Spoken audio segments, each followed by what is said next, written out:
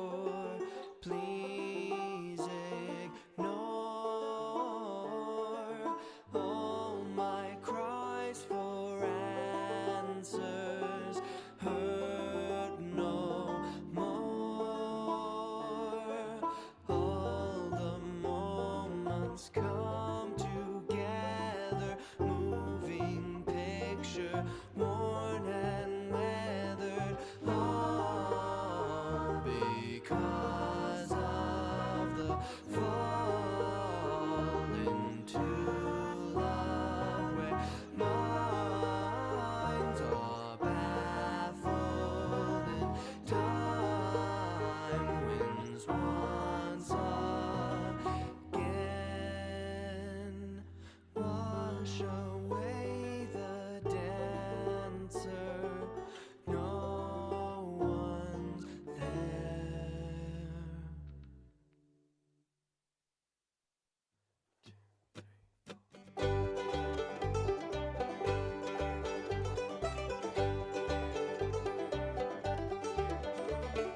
Playing with the train set up until the sun sets, always something we could do.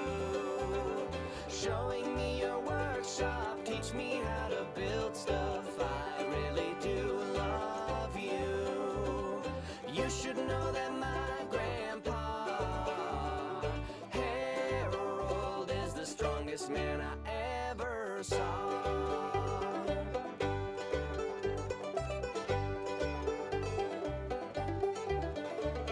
The world don't need violence, it just needs more violins. Gramps would make them through and through.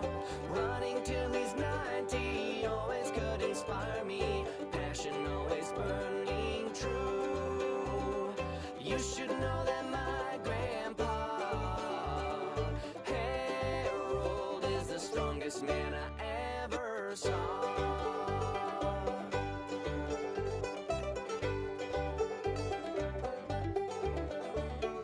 Married to Ramona, lady of his dreams, kindest soul you've ever met, they'd sing in harmony.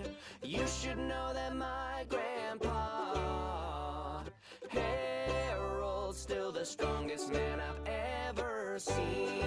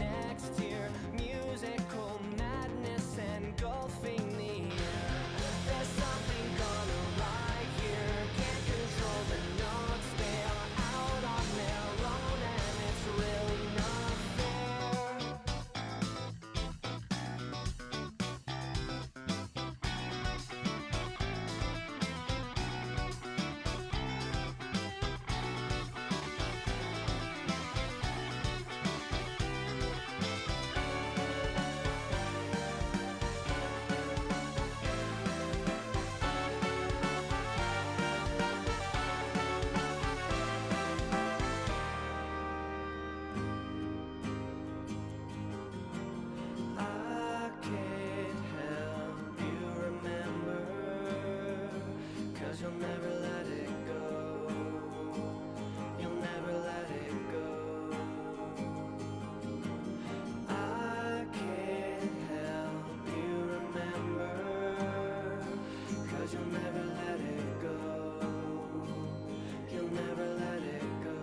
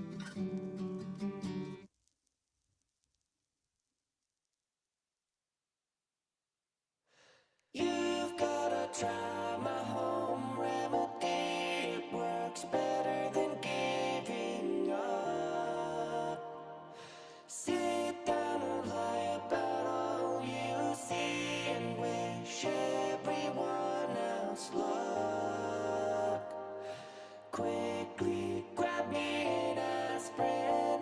I've got some news for you to read.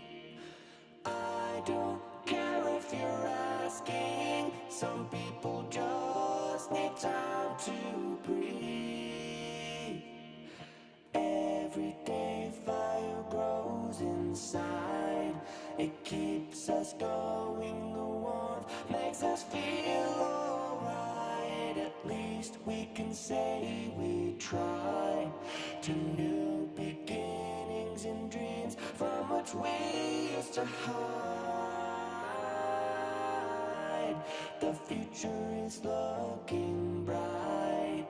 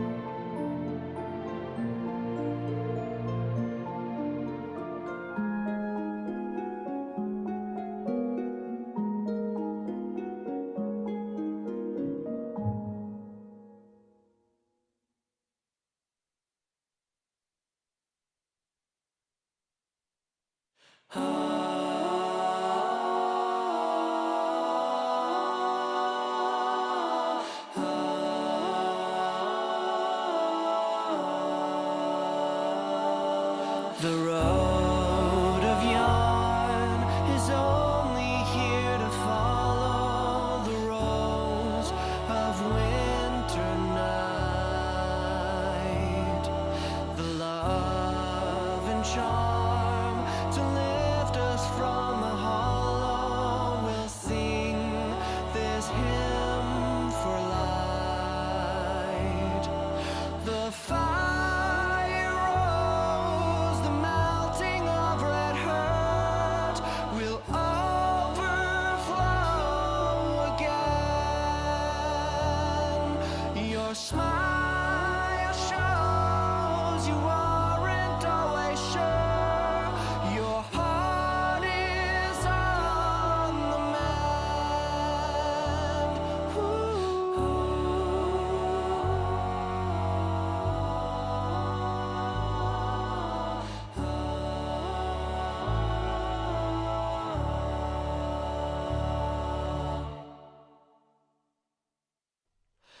I'll take all you wish for, please ignore all my cries for answers, hurt no more. All the moments come together, moving picture, worn and weathered, all because of the fall into love where minds are baffled and time wins once again. Wash away the dancer, no one's there.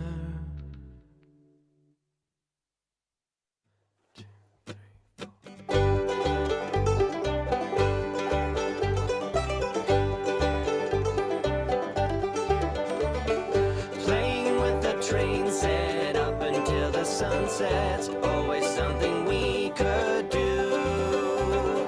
Showing me your workshop, teach me how to build stuff. I really do love you. You should know that my grandpa Harold is the strongest man I ever saw.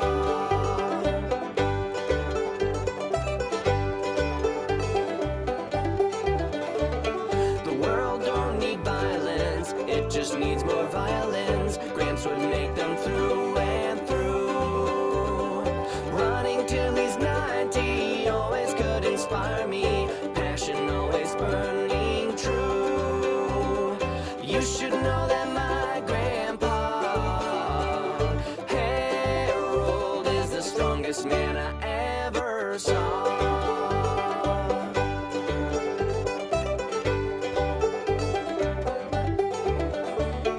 Married to Ramona, lady of his dreams, kindest soul you've ever met, they'd sing in harmony. You should know that my grandpa Harold's still the strongest man I've ever seen.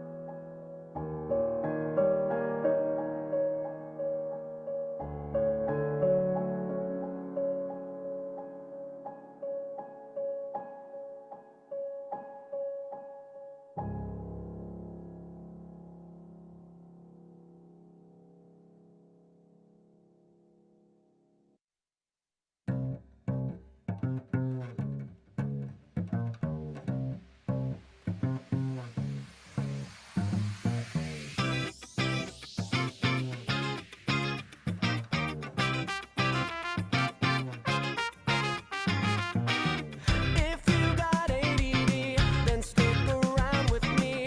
I'm gonna change it up in 1, 2, 3. Woo!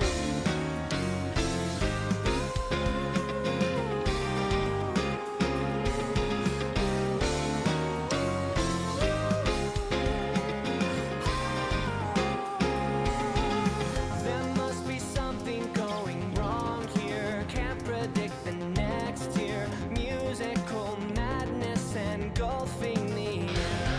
There's something gone awry here. Can't control the notes. They are out on their own, and it's really not fair.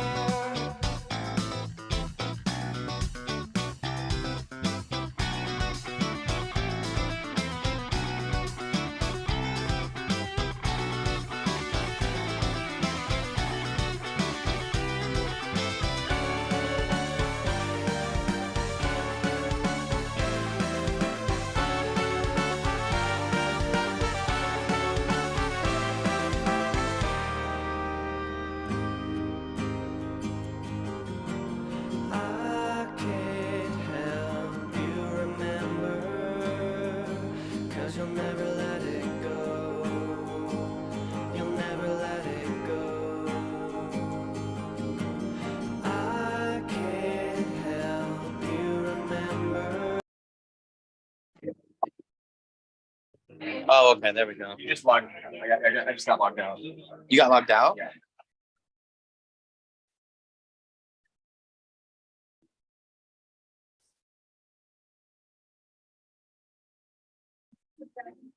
Keep it open.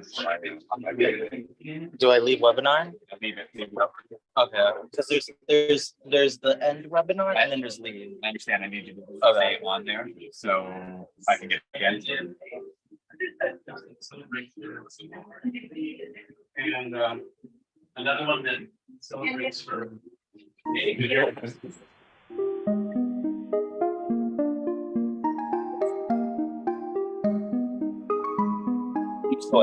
Yeah, I'm still there. And you?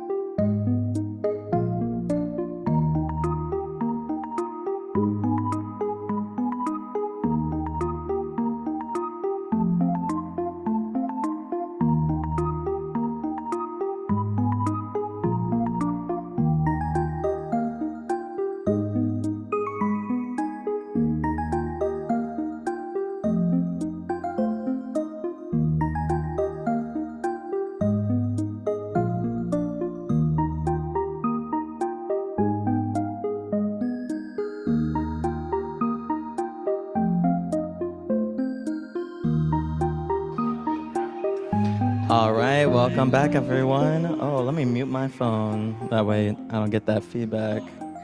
How we sounding? Looking at tech team, we're sounding good? All right, perfect. Hello, everyone.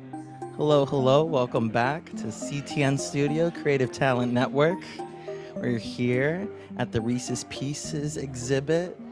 Looking real sweet, real nice as always. And we also have the 360 cam to add to today. Let me see if I can see the comments. I think I see Kira. Kira's back. Hello, Kira. And then we got Buchanan, Keith. I'm going to call you Keith. What's up? How you doing? Nice to see everyone. Another good day here. And then with this 360 camera, is this something that they can just switch to at any time? 360, I'll send the YouTube link in the Zoom chat. Oh, okay. All right. There will be a YouTube link for the 360 camera. It's going to be in the chat, so keep an eye out for that. If anyone has any questions for me, let me know. We'll go ahead and get started. Now, 360 camera is not always going to be with me, but it is something that you guys can ask us to put in specific places in the exhibit. So if you want the 360 camera to go over by the Brave Little Toaster. I'm sorry? Oh, okay, cool. And it's in the chat. It's in the chat. Let me see. Yep, right there. 360 cam live feed right there in the chat for y'all. Kira, Keith. And if you go on the chat over here on Zoom, you can ask me to put the 360 camera anywhere you want. So go ahead. We'll be placing it down. But at any time, go ahead and leave in the chat where you want to take it. We'll just take it there. So maybe we can get started with some QR codes. We're over here by the entrance.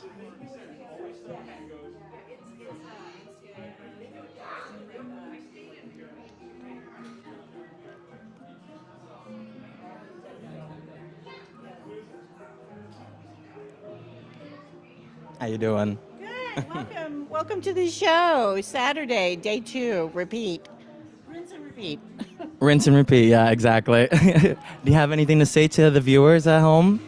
Yes, I do. This show is amazing, and we're going to be here until May 27th, the Creative Talent Network. And you can go to ctn-events.com and find all the information. And next Saturday, we have something special going on, right? Yeah, next Saturday we have an AMA with Jerry Rees. So from 11, actually every Saturday, we have something special going on. Every Saturday with Jerry special guests, Ask Me Anythings. We're going to have a reunion on April 22nd. A Brave Little Toaster reunion. Yeah, Brave Little Toaster reunion on April 22nd, live and in here, both. Perfect. Awesome. So we'll keep an eye out for that. And yeah, next Saturday is the Ask Me Anything, right? Oh, we got a QR code for everyone to see. Maybe more in the light. I got you. So difficult. No worries.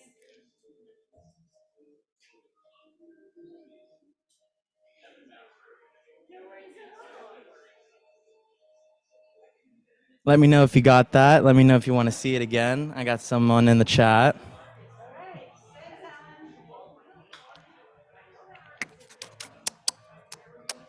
Return to us so we can ship it again. It's been one before. I see it again. Okay, yeah, for sure. I got you.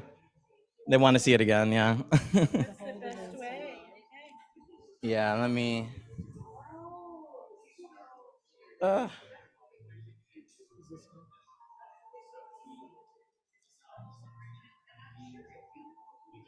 don't know why Zoom has such problems with focusing. There we go. That should be better. Okay, that should help out.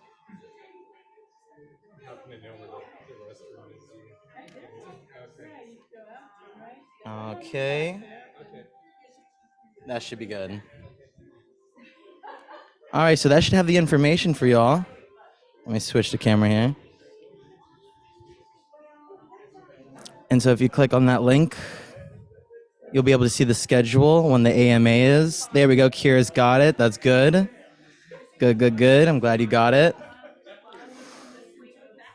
All right. And everything's going on. We have the music playing. It's all peaceful. And we have this piece of Jerry's dad, Harold Rees, who also has art pieces here in the exhibit.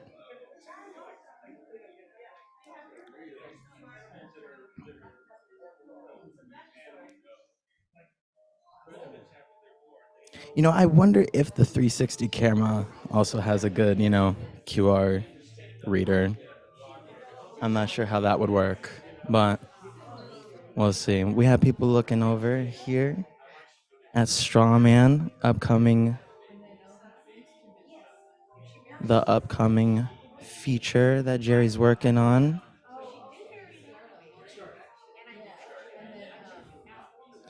Kira, it is happening. Are you asking about Strawman? I can't give any officials, to be honest. I can't give any official information. I can't, Yes, Strawman. Yeah, no, I wish I had the answers. I'm just going by, speculation or little things that I heard here and there. But I noticed something that we could look forward to. That's all I'm going to say. But again, I don't know for sure.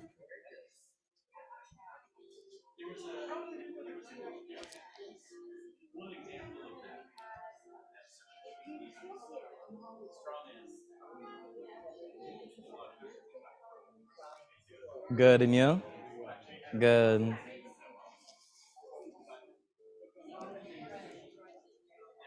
No, not at all as crowded as last time, Kira. You're right.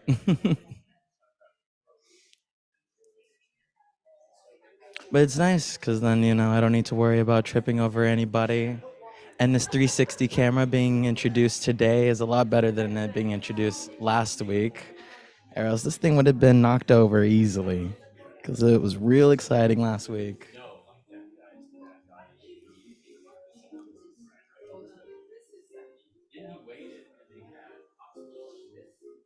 Oh, yeah, that's right.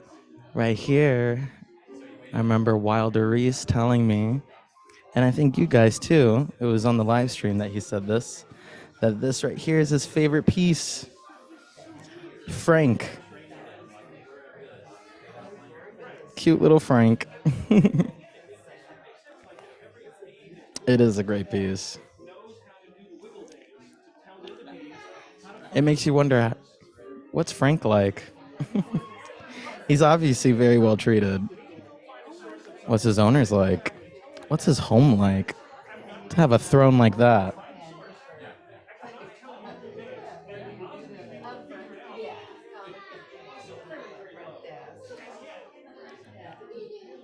So y'all are using the 360 cam? Yes, I bet Frank is very spoiled. I wonder what that does to his attitude.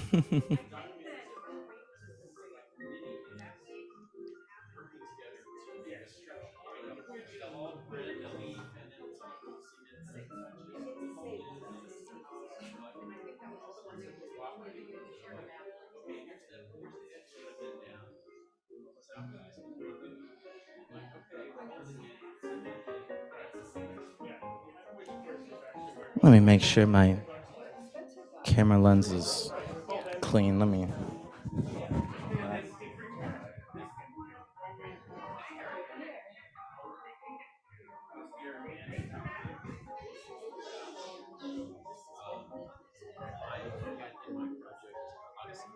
Which was going to. Hey Jerry, how you doing? Yeah. I've been. I saw you were talking about something, so yeah, I'm going ahead. I'm going to join. Are you talking about the last voyage? We were talking about, yes, the project is all actually called Odyssey, and I wrote an entire feature screenplay for that. I would still love to do it.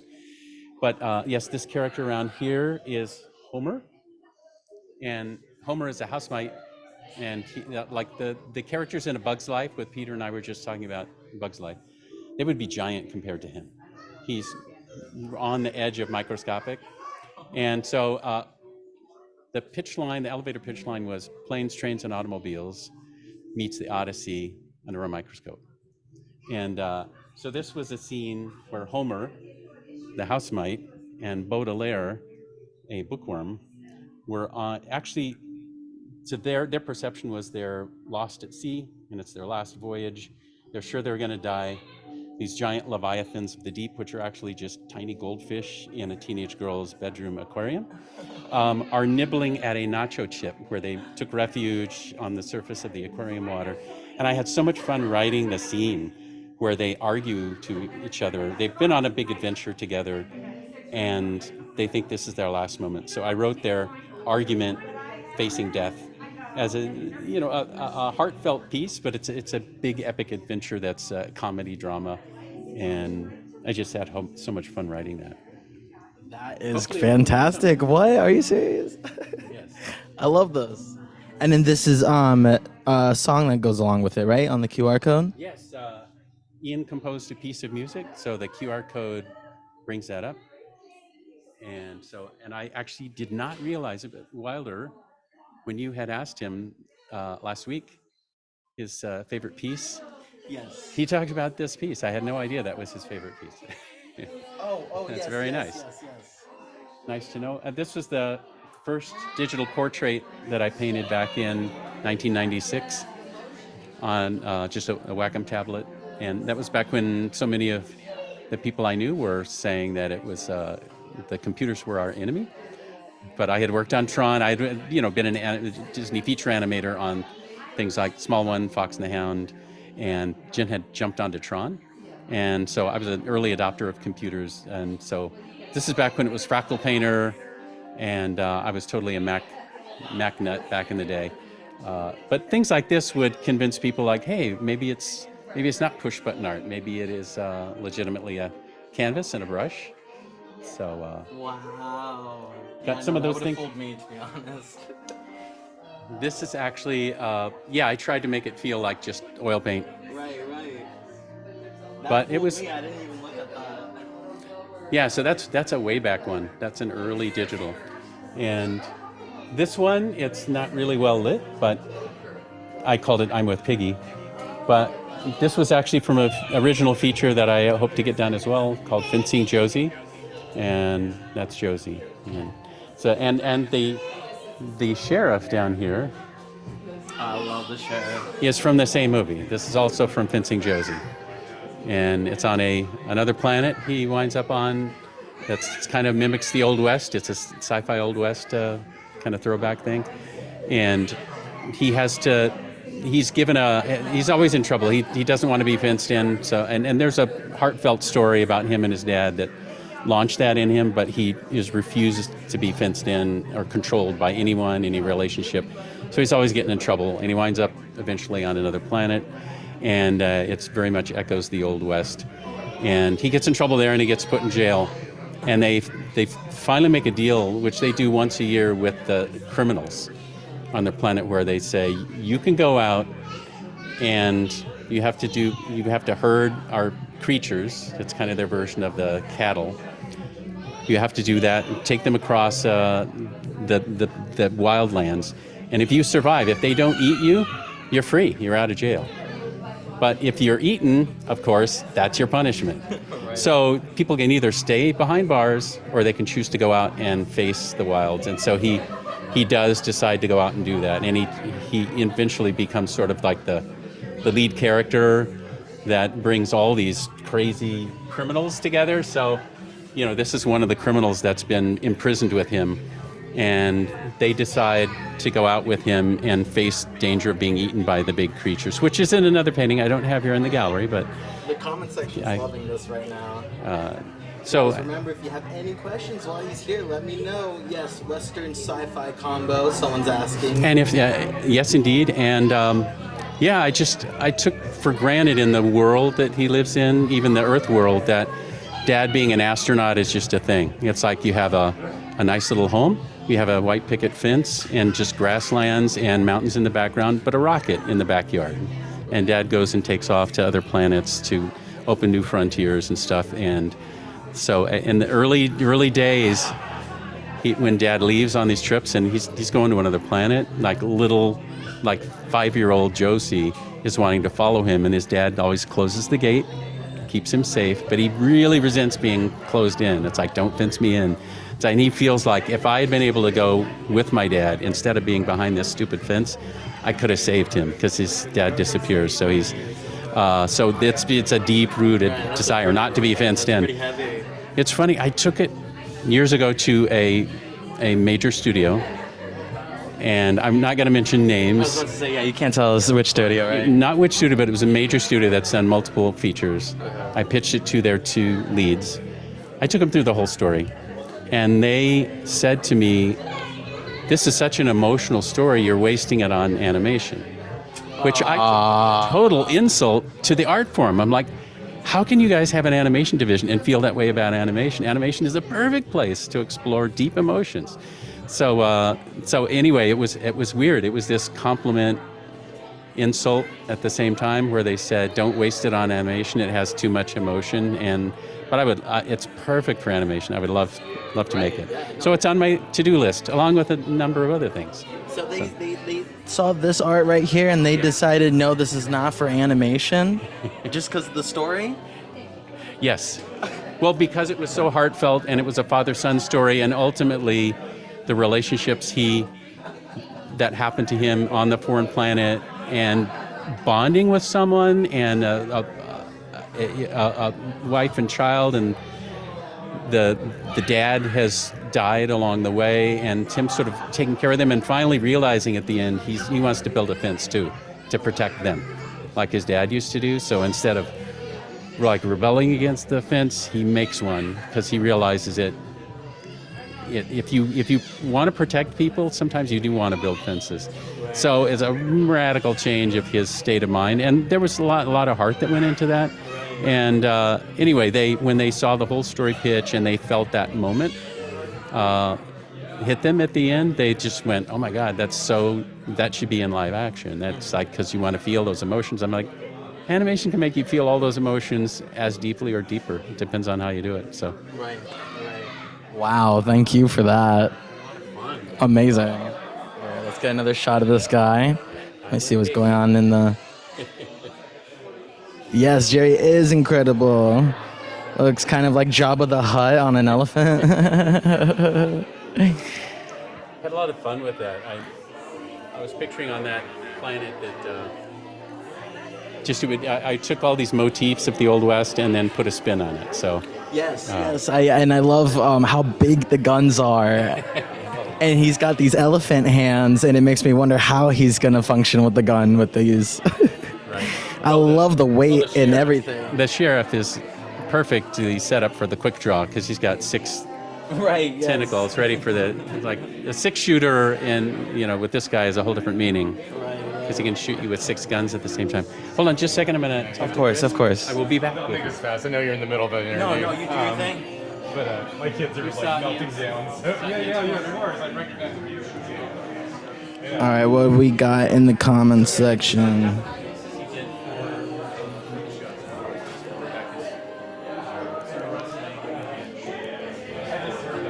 Harold Rees.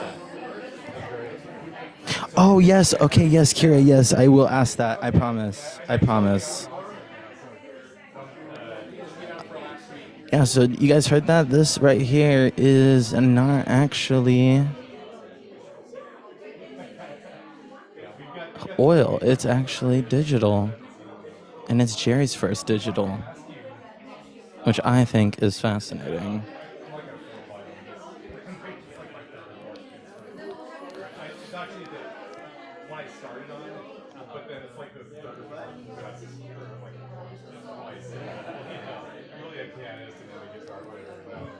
Ellie?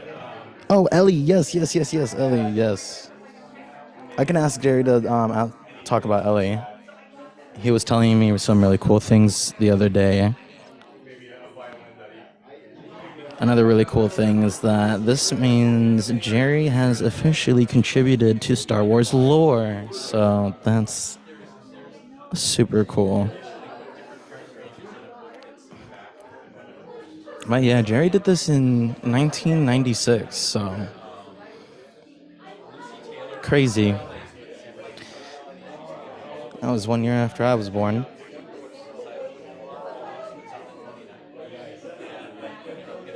Yes, yes, very talented. But yeah, if there's anything else you guys want to ask about this film, the characters, the universe. I love westerns. I don't know about y'all, especially when mixing it with other genres.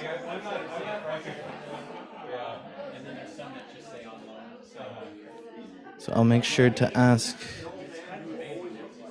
about Harold Rees.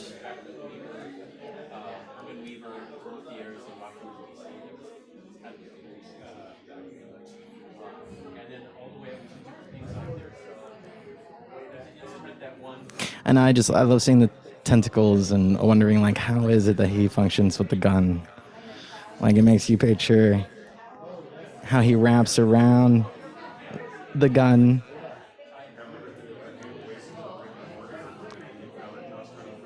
What's that firm grip like? Does he have any section on the marrying man? Marrying man. Marrying man. I'm not sure about marrying man. I can show you a straw man. Marrying man? No, I don't know about that. And if anyone has any questions about this wall or any others, let me know. I'll go ahead and ask the artists. Here we got more of Wilder Rees's work.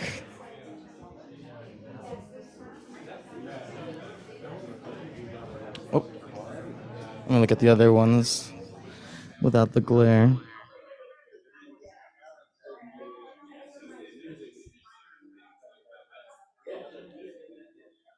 Oh, Alec Baldwin. No, I didn't know about that. Oh, yes, I did. Yes, I did know about that movie, actually. You're right. You're right. Yeah, I'll have to ask.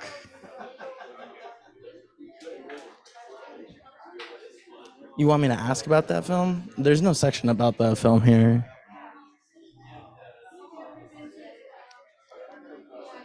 Well, let me know if you're curious. Oh.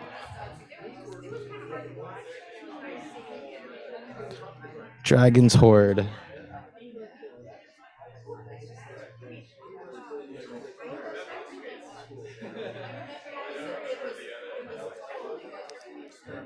There's a dragon. And I love that the chest also acts as a throne for this elegant dragon. And the keys hanging on the antlers. They're also candles. That's just super cool.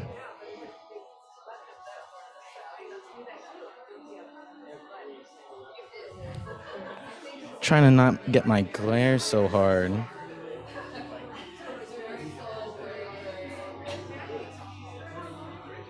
Whoa, that's a long time ago.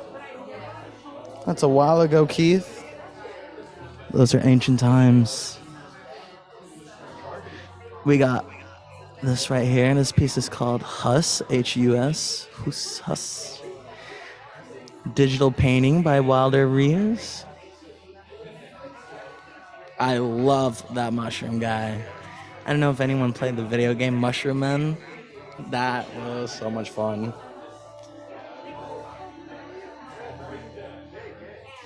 Oh, cool.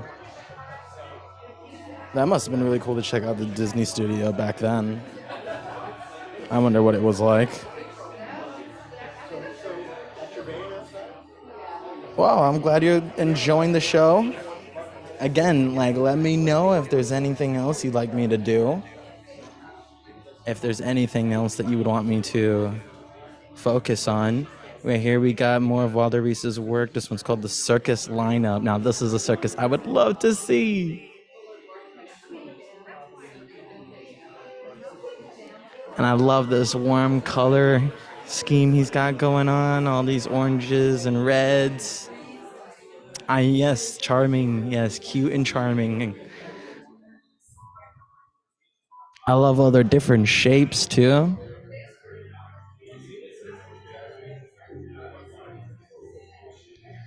Tweedledee Tweedledum looking guys over there.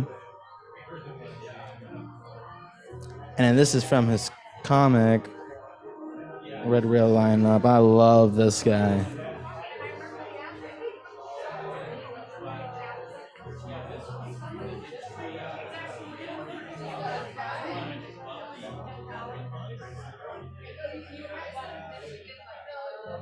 I think the shading and just that slick 3D look to this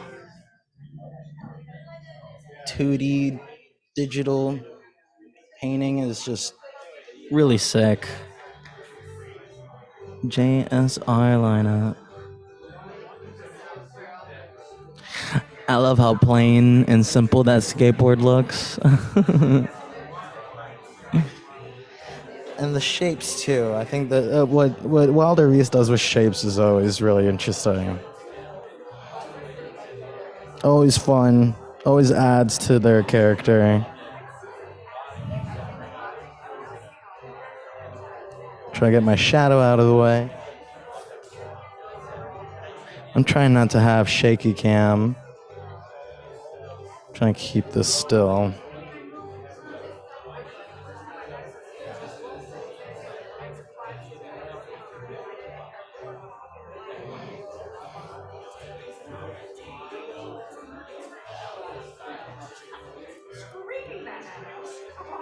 This is the wizard lineup.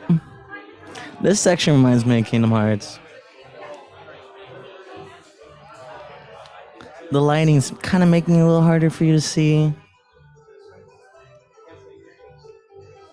But I think bringing it closer helps. How you doing? Good, good.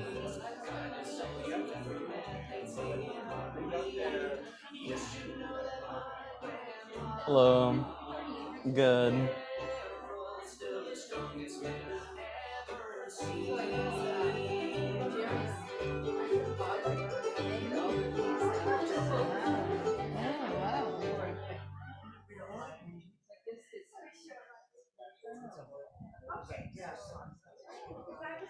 What do we got in the comment section? Yeah, for sure. I got you. Let me see. How do I make sure I mute this? My phone's been making so much noise.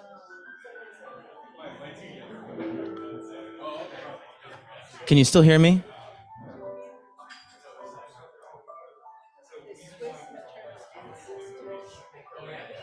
Can you still hear me? Oh, okay, cool. And I can help you mute that. Oh, I just got that. you got it? Yeah. Literally, just as you stood up, too, I found it. Thank you, though. Yeah, for sure, I can ask Rebecca Rees some questions. We have a lot of Rebecca's work here, actually. I love this section right here.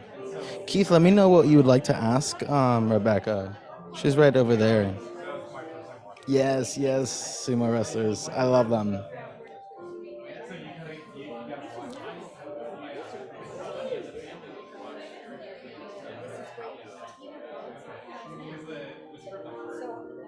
Yeah, for sure, Keith. For sure.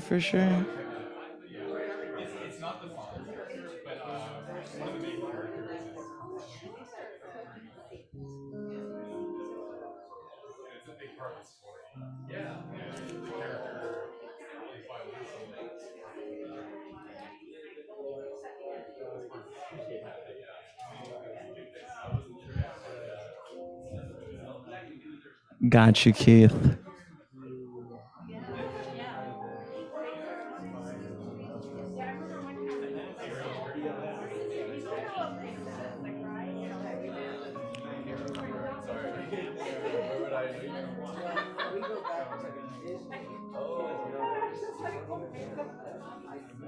Alan, Yes. just wave to the folks in the 360. Okay, gotcha. Yes, okay, so we're in the 360 view now. I didn't know if you wanted to go into any more sort of backstory things or people had questions. Someone does have a question about Harold Rees. They want to know about Harold Rees. My dad was just this amazing maker of things. He originally was doing designs for like furniture design and teaching art, like oil painting and stuff. But he started to mentor with Herman Weaver. It was a luthier. They were a big deal in Washington D.C. in the 1940s, and so they had on their brochure like commission only. We build violins for the masters and stuff. So he trained with them, and I actually have you over here. Sorry, I'm abandoning the 360 for a moment, but this scroll he made back in the late 1940s. It's a piece from the Capitol building in Washington, D.C.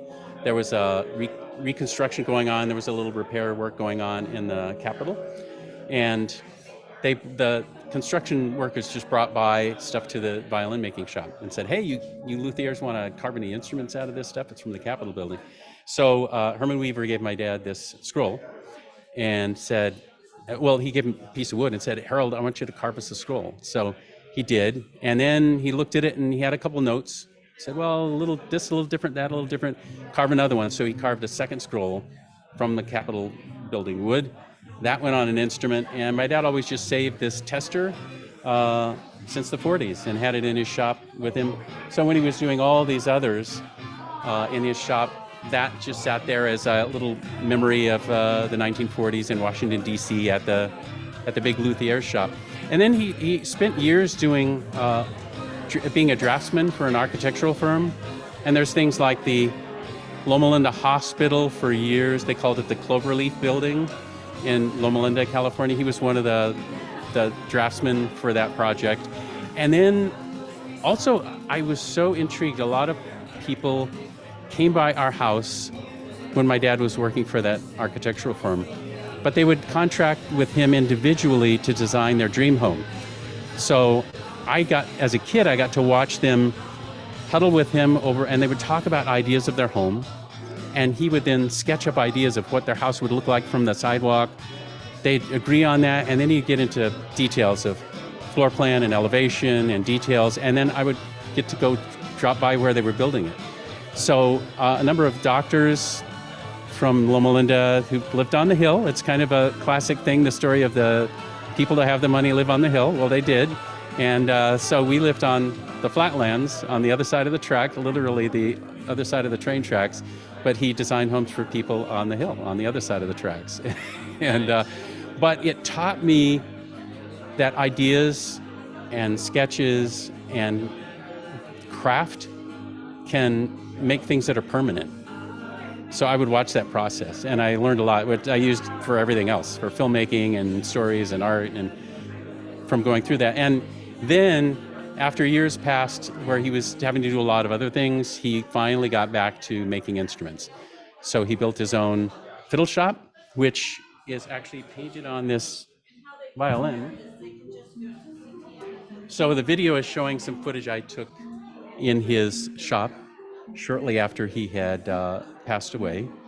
I wanted to just document how it was left when he was just turning 102. And this violin here has a painting of the fiddle shop where he made those instruments. So he painted himself standing on the porch and the whole fiddle shop in the backyard. And I had asked him to do that. He had said, is there anything special I could give you for your upcoming birthday and stuff? I said, oh my God, Dad, if you could take one of your beautiful instruments and paint your shop and yourself on it, I would just love that. So he did and presented this to me, and I just found the video where he gave me the video. Gave me the violin. I think he was just turning 82, and he presented me with the painted violin. So I've had it with me ever since. Thought it would be fun to share it with people. And so he painted this in 1982, you're saying? Yeah, he gave it to me in 1982. So I think he made the instrument in 81. And then, let me see, this is the... No, I'm wrong. He gave this to me. He did this in 2001. I must have my dates incorrect. Yeah, because this says hand painted by the luthier himself. On the ticket inside the violin, there's a note to the luthier's son, Jerry Rees, for whom this instrument was created. So these are pictures of my dad working on it. But yeah, I got the date wrong. It's 2001. Oh yeah, look at that. He made this. And there's actually a QR code where I tell much the same story. And then on his certificate of authenticity and inside every instrument, and on the fiddle shop itself, there is this logo with a pigeon head and his initials HSR underneath. And I actually found just a couple months ago a story that he wrote about why he designed that logo.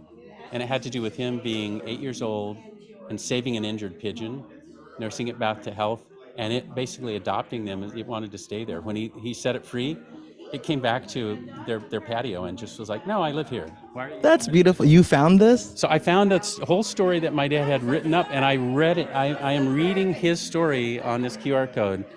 And it's several pages long where he goes into great detail, even describing what it was like to see the injured pigeon and then go home, but still have it on his mind and wanting to go back and see what had happened to it and then bringing it home, nursing it back to health. And he talks about the moment that they had kept it in their screened-in patio, and his dad said, only until you nurse it back to health, and then you got to let it go. I don't want a pigeon living here in our patio. So he agreed to it, got it healthy, and then opened the door, took it out, and set it on the lawn, and was just sort of heartbroken, like, well, it's going to fly away now. And it just walked back and hopped up into the patio, and was like, nope, this is my house. So his dad finally relented and let them have it. And then he took it out and made more of a proper shanty for it, he called, out in the backyard, and then let it freely fly, because he thought, well, it seems to not be leaving, so I'll just let it fly wherever it wants. And it got other pigeons to be mate and brought it back. And then got other ones so they had multiple pigeon pairs move into the place. So he had like dozens of pigeons. And Pete the homing pigeon just brought them back. So he named it Pete the Homer. And then he and his brother actually loved the pigeon and the story so much, they started writing a book that they wanted to have, an illustrated book called Pete the Homing Pigeon, Pete the Homer. And he says in the piece that I read that they had been working on it for a couple of years. And then in the part of the attic where they were storing the pages they had written and the illustrations that my dad had done, a lightning strike happened, fire burned it, turned into ashes, but they still had Pete the Homer with them. But all their work on the story was gone. And back in the day, they didn't have like Xerox machines and all that kind of stuff. There was just pages that were then burned. So they would have had to start over. So at least years later, he wrote down the story about why he came up with that logo, and it was for one injured pigeon that he nursed back to health, and then moved with him from state to state. Wow. So it's pretty cool. Someone in the comments section said that your dad sounded like a really nice man. He was extraordinarily nice, and it was Keith, by the way. Oh, Keith Buchanan, possibly? Yes. Oh, hey, Keith. Hi. Yes, and I'm sure Keith had also read my mom's biography, too, autobiography. Oh, nice. And thank you, Keith, for that, too. So is that... It's a portrait that my dad did in pastels of my mom, Ramona. Oh, okay, I had a feeling it was your mother. Okay. Yep. What was she like? Oh, she was extraordinarily smart, whip smart. She actually was sent to grades above her age, so she was like the youngest person in college and stuff. She grew up the daughter of a tent evangelist and was like thrown all over the nation. So everywhere they went into a town, she would have to adapt to whatever school they were in for a few weeks while they were there. And so by the time she was college age, she was like the youngest person there, and they were just pushing her up higher and higher. And it was the cutest thing. She also just was great at helping people in writing, and she wrote her own autobiography as sort of a cathartic thing to get a lot of things out in her later years. But I saw her deal with things like youth groups, where they realized that she was like 5 foot tall, but she could reason with anyone, no matter what their age or size or whatever. So I saw her like get a bunch of Hell's Angels that had jumped into a swimming pool, like go out in a bathrobe, get them all out of the pool, and have them thanking her that they had saved their lives, because she told them it was true. She said, I know the person that takes care of this pool. Sometimes they superchlorinate at night. And with you coming in and jumping in, you could damage your eyes, you have to ask permission. You don't just dump into a pool. So they're like, oh, sorry. And they're like, right? So she had a way of doing that where she could be like, I'm looking out for your welfare while I set down the rules, right? So I saw actually when I was in my early teens, a youth group, and there was some teenager that had gotten into trouble. And the people that ran that thing brought them to our door. They knocked on our door and wanted this troubled teen to talk to my mom, the little 5-foot mom. So she sat down with him and had a heart to heart. And so she wasn't officially doing anything for them. They just knew her and would bring people to our door and go, you need to talk to Ramona. And she would be their therapist. Wow. Yeah. So she was a saint. She was great. Yeah. And they were together. It was like, I always felt like they were boyfriend, girlfriend, that they were married for, their whole lives. I mean, they met, she was in her teens and my dad was a bit older, but yeah, they were like lifelong mates. And my impression growing up was that they seemed like they were still dating. They were just loved each other. So I never went through that thing where, so many people go through in teen angst where they go through a period where they hate their parents, can't wait to leave home and stuff. I was confused by that. I heard some people in high school that were acting that way. I was hung up with my parents all the time. They loved each other. They were always creative and interesting, and we'd go hiking every weekend and go camping for a couple weeks at a time in the summer. And so I just didn't know what other people my age were talking about when they hated their parents. I just didn't get it. And then I met some of the other parents, and then I kind of realized I was lucky. I went, oh, I guess I know why you might hate your parents, but I guess I'm more fortunate than I thought, and I have parents that are not hateable. Right. Wow. Amazing stuff. Oh, this very quickly before we leave this area. Sure. This was on outside of my dad's shop. He loved all things cowboy, and he decorated in Western style. So he thought a cow skull would be a great decoration for on the fiddle shop. Couldn't find one, but he found a horse skull out in the desert. So he brought it back and used styrofoam and plaster and put his own horns on the horse skull. So that's actually I'm glad you explained that because I was here last week and I saw this and I was like, no way, that's a horse skull. Like I need this explained. But yep. And he made a number of just carved out of wood steer horns and things to put up for decoration where people would think, oh, longhorn steer. It's like, nope, just carved wood to look like it. And so with this, he did plaster and styrofoam. When I was taking it down from the shop, it was up there for the years, and I just brought it here to be in the show. And as I was taking it down, I could see the styrofoam in the back where he had carved it into the shape of the back of the horns and then put plaster of Paris on top. And people are seeing Toaster in the background. Imagineer. And now they're wanting to Yes. see Toaster. You're going to get some info from the man himself. Original storyboards. I have 2,820 original storyboards. So this is, you've come in right at the dream. The nightmare. So here comes the scary fireman. Invalid file. Why is it saying that? Anyway, maybe it's because it's a scary nightmare. But the clown is coming up here in a moment.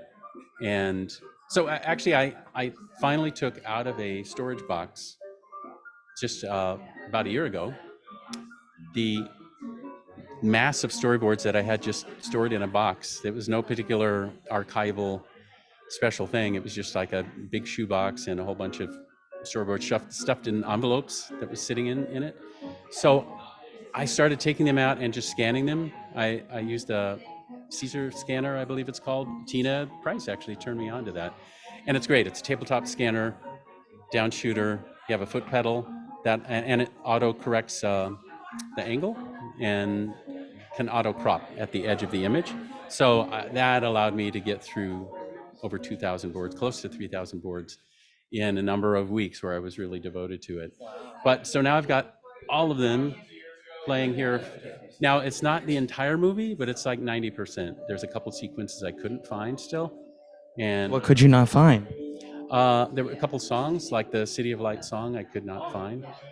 There's a lot of the swamp I couldn't find, but there's a lot of other things that are like this nightmare. The entire thing is there. So You're going to see the fireman is going to use his hose in a second to spray. Here it comes. 3, 2, 1, boom. There's. What was the inspiration for the clown design again?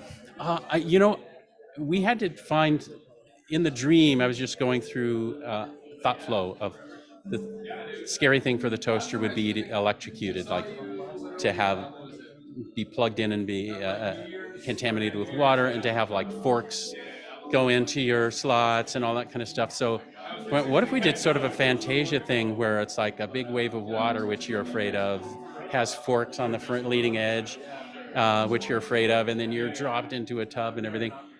The fireman, a fireman is the one that unleashes the water and the waves. When I was growing up, I saw Dumbo, I thought the fireman clowns were so scary. I felt so sorry for Dumbo when he's like, they're doing the fire and they're like having him jump off the platform and everything. So I was kind of inspired, frankly, by the awful clowns from Dumbo to go, well, one of those clowns invaded our film and is spraying the waves of water and forks and stuff to torment poor Toaster. So yeah, and it just wound up being one of those things where just the startling nature of suddenly seeing that clown and his run with a little vapor coming out of his mouth gave just the right touch. Right. So, and up on top is the original.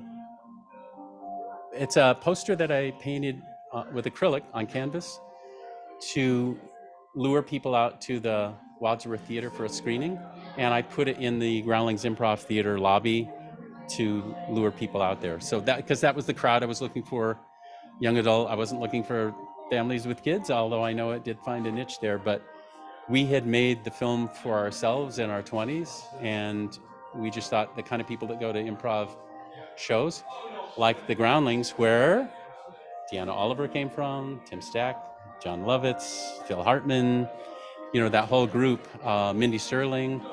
So they were still obviously working, and Deanna still does work at the Groundlings Improv Theater. So I went, that's where I'm going to put the toaster poster, lure people out to the screening. So that's what I painted it for. And after 1987, after that screening, I've just been back in my house since then.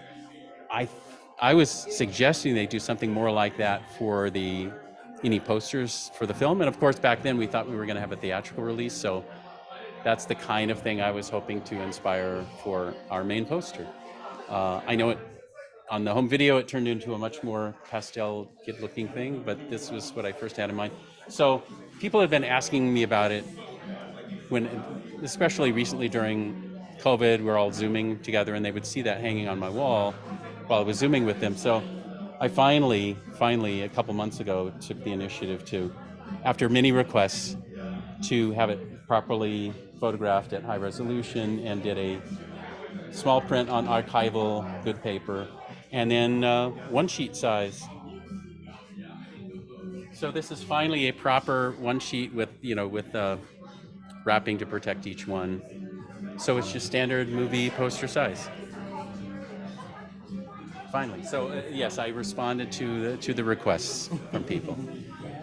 And then how rare is that? How many movie theaters is that? What's that called? Oh, the standee for toaster. It's a very rare thing. That I know a couple of them exist. This is one of them. Brian McEntee had it in his office for years, and he brought this to the show and gifted it to us. So he said after the show we can hang on to it. And then there's a lot of original stuff. So these skeleton things were original drawings that our toaster team did. Rebecca sat next to Steve Moore a lot of the time, and they would, just to get going in the morning, I get going in the morning, or letting off steam in the afternoon break or something, just do all kinds of crazy toaster stuff. So this was goofing on the idea of breaking down the anatomy of what's inside of you do that for humans and animals, why not do it for appliances? That is a rare thing. That's the original paper sketch that was drawn by someone that was working in Taiwan the same time we were there. That was our whole toaster crew. in Taiwan, and she really nailed it. She was working on another show. Her name was Janine Dawson, and I believe she was an Australian. And She did amazing with you too. she just nailed us and gave us that drawing. And this is the original one with tape on it and everything. We did sort of take a picture of it and sort of photo erase the tape and stuff. But we thought, what the heck, let's bring the original sketch to the show. And then some original cell setups. And one of the most amazing ones to me is just to your right, which is the cell setup with the background of Toaster and the flower. I know the reflections are kind of funky. Yeah, I'm trying not to. Funky there, but and the light went out. I'll talk to Ramiro and see, because that looks like some of the lights have gone out. I will check with him. Yeah, okay? for sure. I will be for right sure. back. Where's Ramiro? Where Ramiro?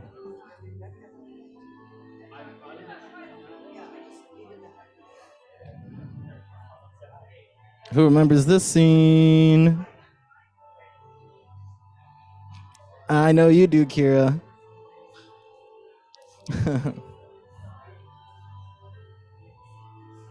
Kira's a fan, so I know she knows this scene.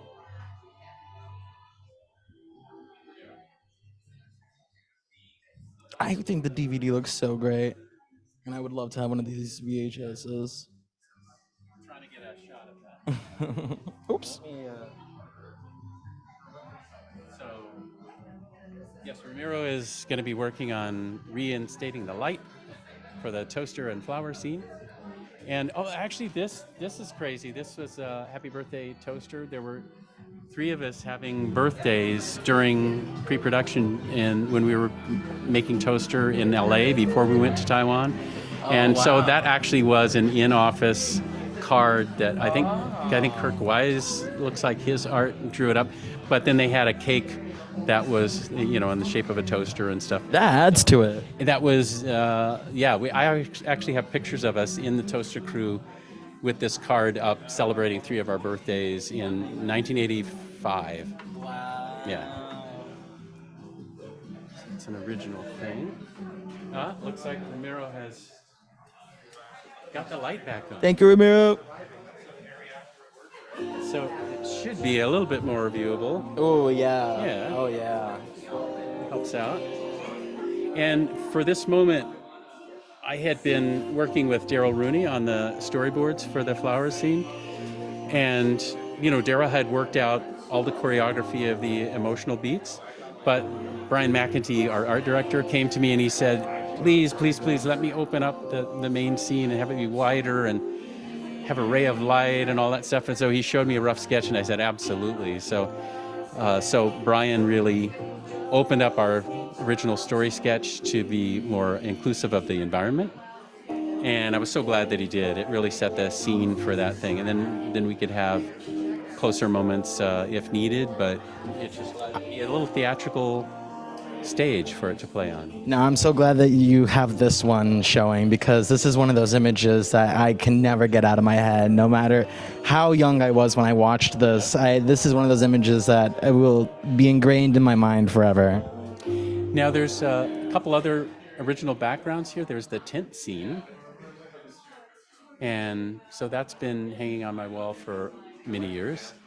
And it's always just nice when I go by that many times in the day, just to see that scene where the painting itself just sort of summarized everything. We didn't need additional animation. We just heard audio coming from inside as they were signing off for the day. But Blanky had provided the tent for them to all take refuge in, and it's just, I love that scene. Also, this is a painting of the bedroom at the very beginning when the light is coming in and it's the opening sequence.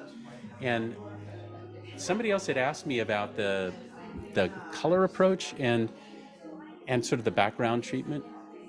Well, Brian McEntee, as art director, had gone to Ken O'Connor, who was a Disney veteran from way back, Fantasia roots and everything else, talked him into getting out of retirement and joining us. So we went to his big garage workshop It reminded me of my dad's fiddle shop where he had all of his tools available. And so Kin took small size drawings that Brian had photocopied in small size. So we would take a sketch for a layout and make it a couple inches. And he did a color flow chart for the whole film. So I would talk to him about the emotions that were happening in different sequences, and then he would break down the emotional conceit into a color scheme. So he could then pin up all those little boards with us and look from the beginning all the way to the end of the movie and watch the emotional change happen in color. And we had a real wrestling match with Technicolor and some of the color timers at the end, because we purposely treated a lot of the last battle in the junkyard very crimson, very sort of red, and progressively, shot by shot, would filter it to get more extreme as an artistic statement. We were all absolutely used to doing things like that, highly stylized world of animation. The color timers would go, oh, we're trying to get the red out. It went too red. And then it would come back, this faded, terrible shot, and go, no, leave the red in. All of it is intended. Stop doing that. So finally, Brian was able to get them close. But I talked to him recently, and he doesn't think that the color timing ever was completely protected, the intention with the paint and the filter over the camera, but pretty close. And something else that we could take advantage of while it's open. Playing for like 4 seconds and then unfolded it. Miracle Baby? Yes, autobiography that my mom wrote. Oh, okay. Which is remarkable, yeah. Oh, gotcha. All the way from her birth as the daughter of a tent evangelist and growing up and going all the way to current day when she wrote it. And it was a very cathartic thing, filled with funny and gripping, dramatic, and hilarious stories that they're all absolutely true. But she changed names because some people would be pretty not like to have their horrible behavior revealed with their actual name, and then other people that it's just delightful. But there were some things that were really traumatic. She was attacked and things like that, and so she changed names for that. But it's just a wonderful journey through an incredible life. It also recounts all of meeting my dad and going through our lives together. But it's at its foundation, it's sort of a personal trip she took to escape from dogma. So she's at the beginning the daughter of a tent evangelist, and her birth was considered a miracle. She was the daughter of a tent evangelist. So he would go all over the country with a tent, put up the tent, and then evangelize. There was a lot of expectation put on her for being extra perfect, because she was the miracle, and they considered that, it was a miracle that she had been born, so she had a special purpose in life. So there was like rules that had been set up for her, like, you have to be perfect. Your sisters and your mom, people can do other things, but you can't do any things we're doing. You have to be perfect because you're the miracle. Wow. So and I was so glad that people that read it talked about how kind-hearted she was in recounting her journey, even though it was cathartic for her and it was really about escaping dogma. She could have been bitter in the writing, but she never was. She was very kind. And so, yes, it's on Amazon. I helped her self-publish back when she was with us, but it's all her writing, and she was a great writer and storyteller. She used to just tell me these stories that were so vivid and amazing. I'd go, Mom, you have to write this down. So the first Mac that was ever made, the little box, I bought that for her to start her writing her story. And then I would move up over the years to different Macs. And I forget what model she was on when she finished it. But then I merged all her files together and formatted it so that it could be published in... That's beautiful that you helped her with that. Rees, with a picture of her and her dad. Someone in the comment section said that it's one of the best books they've ever read, if not the best book. And they said that there should be a movie about it based off the book. I agree. I think it's epic and heartfelt and true. So, yes, I think it could be a great movie. Right. I agree. Getting back to this, it was a rare lineup cell of all these characters from the meadow scene, including a gopher, a little like taxi driver gopher, who was not happy that, hey, what are you doing? What are you talking to me? Yes. Oh man, what did I just do? I just switched over. What did I do? Okay. Oh man. Am I still on? I'm still on. You may be. It looks like I'm still on.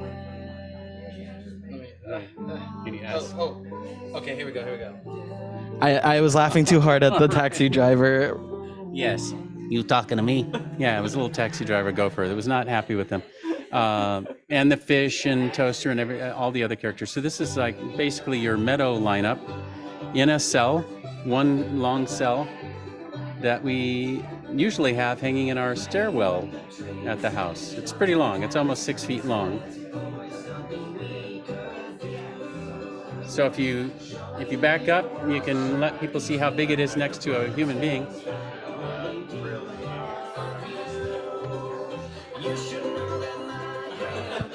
There we go. Now we can see the whole thing. Great. This background is for the moment that they get to the city and they see the city of light. And I just last year we had a wonderful Brave Little Toaster cast and crew reunion that happened on Zoom. The one coming up is going to happen in person here in this room. But during that session, it was interesting that Deanna Oliver and Tim Stack and John Lovitz talked about singing the City of Light and just feeling like it was something significant they were involved with. Like they just had a feeling as they were singing some of the music, like, I think this is more than just a silly thing. I think we're doing something that has some meaning to it and some feeling. And then I was talking to David Newman about his amazing score, and so he also brought up a moment where they've just finished singing City of Light, and a while later, he reprises the City of Light song for this moment where they come over the hill and they see the city. They've been trying to get there for a long time. They've gone through all these hardships. Finally, the city is in sight. And he just said that moment for him as a composer was particularly meaningful. Then he had that feeling similar to the voice actors, like, I think this is a bigger thing than I realized at the beginning. Like, we're really making something that could have an emotional resonance. So he just brought that up. In particular, said the City of Light, reprising the feeling of that song and the feeling of what Brian McEntee had gotten into the background styling as you come over. And we had done little sparkles to add to it as well. But I finally took this, after we had that discussion and people talked about it, I went to my drawer where I had this archived and it was rolled up. And I took it out and unrolled it and went, okay, I have to go get this framed. Like $600+ later, it's been framed. And so now it has a nice place on the wall instead of rolled up in a drawer. So it's nice for people to come see it with their own eyeballs. That it's a whole different thing when you can walk in and, in the film you only see a little piece at a time as the camera moves across. But it's nice to kind of take a breath and back up and see the whole thing. Yeah, I like it because I can picture the red car going through. Mm-hmm. Yep. Great stuff. Wait, you have to do the timing. You have to get to the top. Right. You have to do the slow reveal. You have to back up. Okay, and action. You're going across, and you get to the top of the hill, and then you pause, and then you widen out. There we go. We got the shot. We got it. Remember, if y'all want me to put the 360 camera anywhere specifically, I can do that. Yeah, we were ignoring the 360 cam. By the way, we could have these discussions near the 360 cam. Yes, yes. Shall we take it somewhere? Yes, I know people are requesting a conversation with Rebecca, and it looks like Rebecca's finishing up. If y'all have any specific questions for Rebecca, I'm about to ask her to showcase some of her work to y'all. We're gonna steal Rebecca.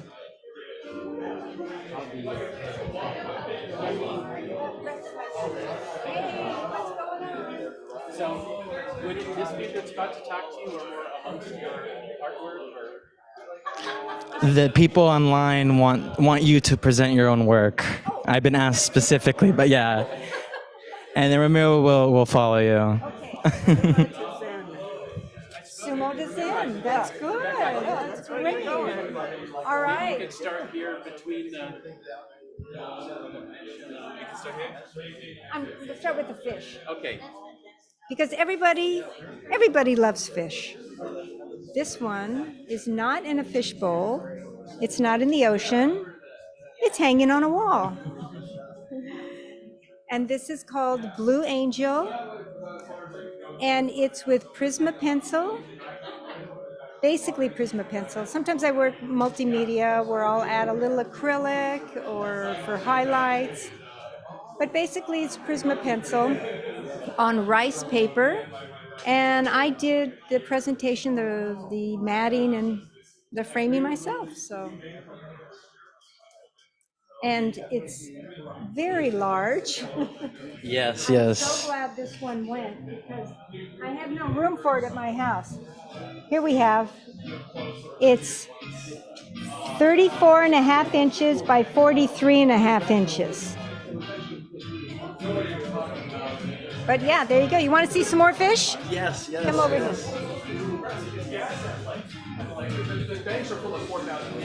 This is the 360 camera, so Oh. anybody wears a headset here. Okay. All right. Hello. Hello, everyone. All right. These are beta fighting fish. And this one is water ballet. And we have the one to the right is Lady of the Lake. I love this one so much. I really like Lady. I feel like with the beta fish, they have, it's so cute when they, are using their little fins. They're very cute and deadly. Beta fighting fish look so graceful and beautiful. This is why I love them. But I tell you, don't get another fish near them because they go by their name. So they're usually alone because but that's why I love them. They got fire in them. And this one is Belladonna. And So these are female? yes, it's charcoal pencil on paper. All of these are charcoal. And then down here to the left, the last one is River Bell. And same charcoal on textured paper. I love working on textured paper. And all these are original and all of them are on paper. And they are available if anyone's interested. I have more, but I figured I could have taken probably the whole gallery, so I better stop here. So let's pop over to the side. Oh, these are wonderful. I love these. And the little ladybug, too. This style of the circular drawing, it's called Enso, which is a circular, your image is fitting within a circle. And this is Laura, and it's all on vintage sheet music. And down at the bottom is Remember, 9.5 by 11 on unframed music paper.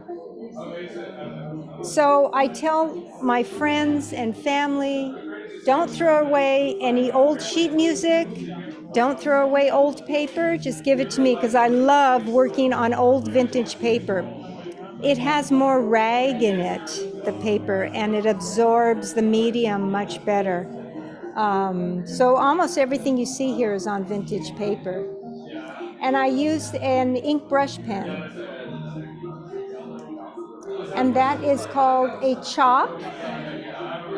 So that's Chinese, and that's my name, Rebecca Rees, in Chinese. So you'll see that almost all my pieces have a chop, like this one. This one's a little more difficult. I'm going to go see their cool band. You want to see a cool band? I'm online right Oh, you're online right now. now. How you doing? Apparently I'm online too. Good to see you. for a moment, Steve. Yeah. Okay. Here's some more sheet music. This is Time After Time. You like the ladybugs? I love ladybugs. Oh, I try to sneak those into everything. I'll throw in a ladybug. And this is Romance. Ink brush painting on sheet music. Probably have a lot of ladybugs in your own backyard. Yes. That's great. They're attracted to aphids also. So if you have aphids in your garden, get some ladybugs. You can go to the nursery and buy a bag of ladybugs, live ladybugs. You go out to your yard and you just sprinkle them, and they'll hang out if there's aphids there. Yeah, they're wonderful. They're wonderful. Okay, let's look at some sumo wrestlers. Yes, the sumo. Oh. I know people have been asking about the sumos specifically. Yeah, well, we've got a couple left, but they're going like hotcakes. So this top one here, it's called shubatsu, and this is the throwing of the salt before a match, and it's intended to purify the dojo.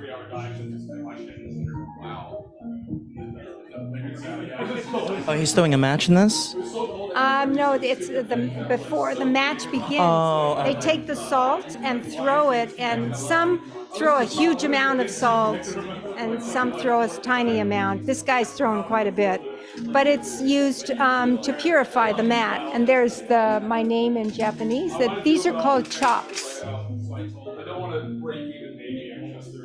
How do you pull off the shading with this type of? You water down your ink. So I have a couple different pots of ink, and some is a darker ink, and then I'll have a lighter wash and a lighter wash. And as I'm working, if I want it lighter, I'll just clean my brush and then dip it in the light wash and then just go over it, usually like once. You can't saturate this, otherwise it buckles and it looks overworked. So everything has to look spontaneous, otherwise it won't move that way. And this one here to the right, this is sumo number 7, the same ink wash painting on paper. This guy's definitely going to be gone in another few seconds. I can hear them grunting. And here we have sumo number 4. This is one of my earlier pieces. I like to create the feeling like you're there. Yes. So many sumo drawings I've seen in paintings, it's just too static. Mm-hmm. And you can't feel that movement.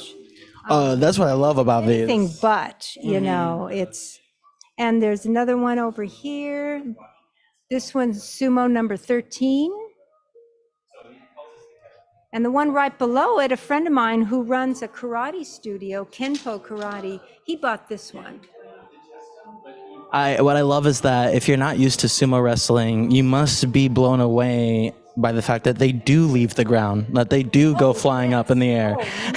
And so when I see these, it gets me excited. I'm like, what? That right there must be thrilling. You know, if they leave the floor, that is thrilling. They flip sometimes, and sometimes, I mean, you would think that the size, that it would always be the big guy, you know, that wins, and it isn't.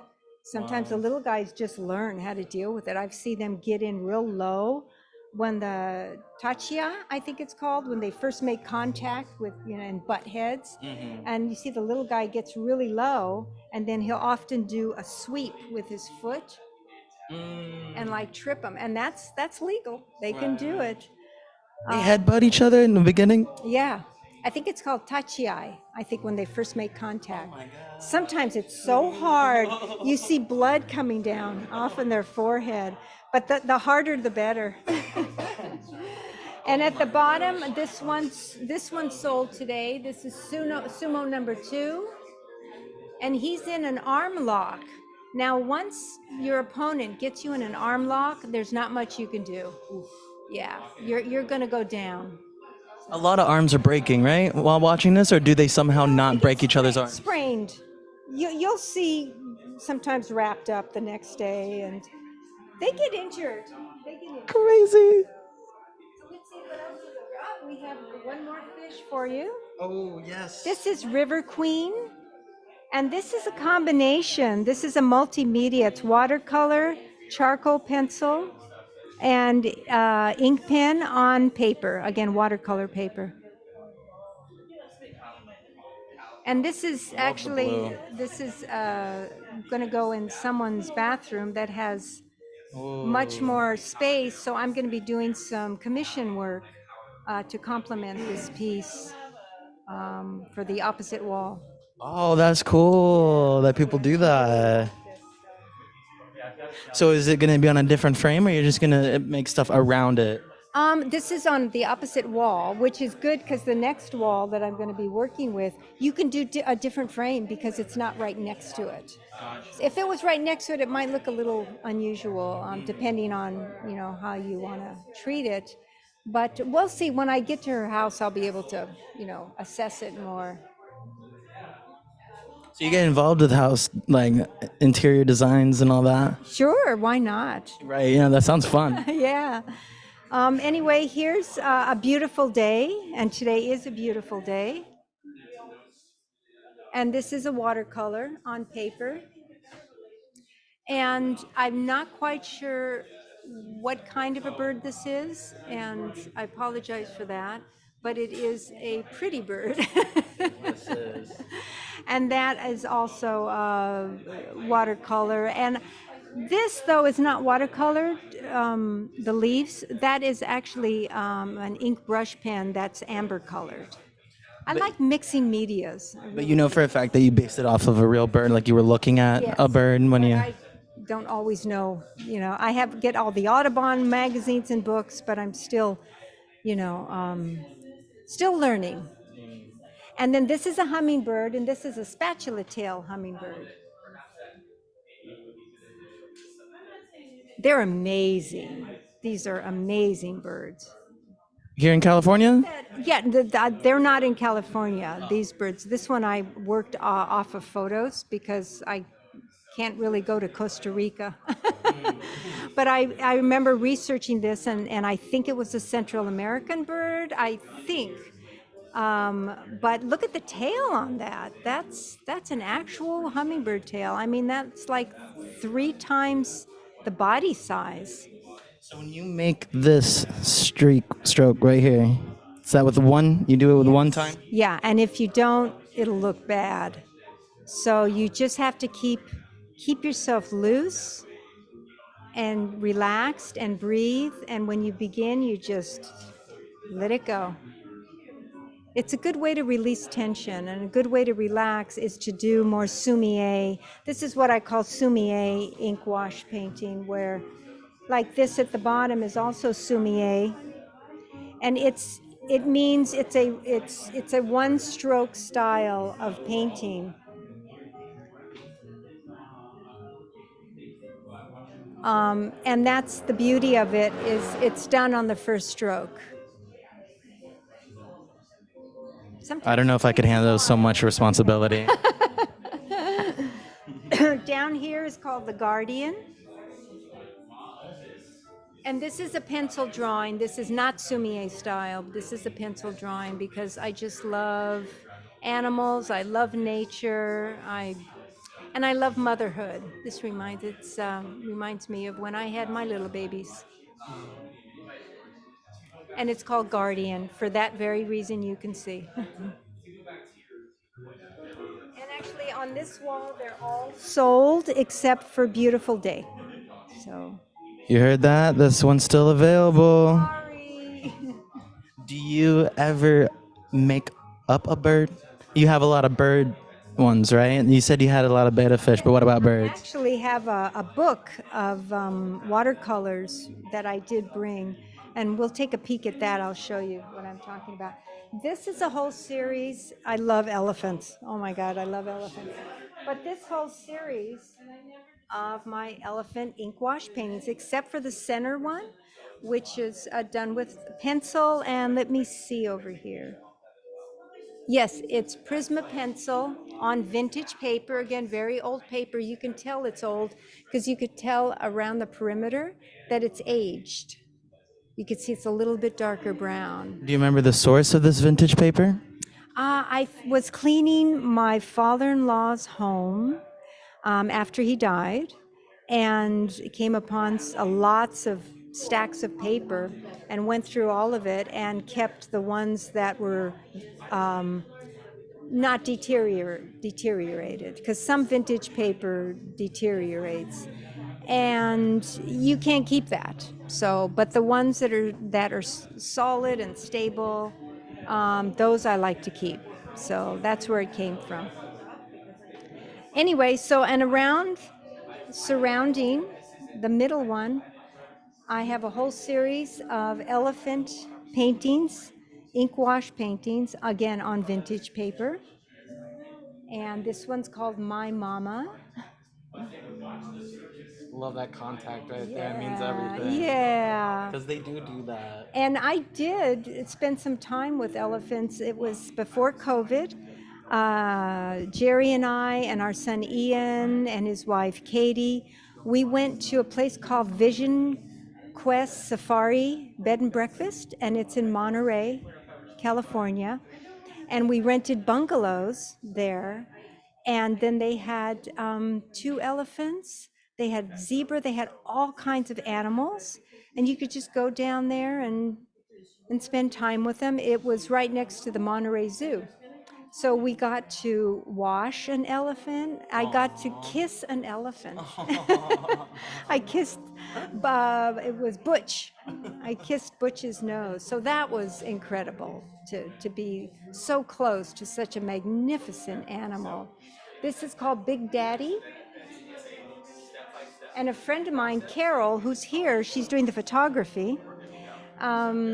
She gave me a big pile of old vintage watercolor postcards, and she found them at her mother's house.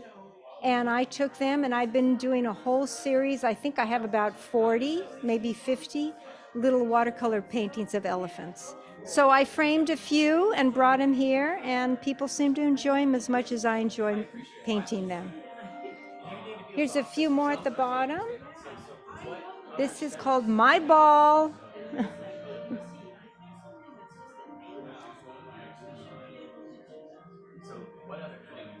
Nobody's getting the ball away from him. And next to him is... The hair on the head is so cute. Yeah, and it is. It's when so they're cute. babies, it sticks up like that. They're so cute. And this is Big Love. And next to Big Love is Little Lady, because you see she has her little foot. So Animal Kingdom, you never did anything with Animal Kingdom?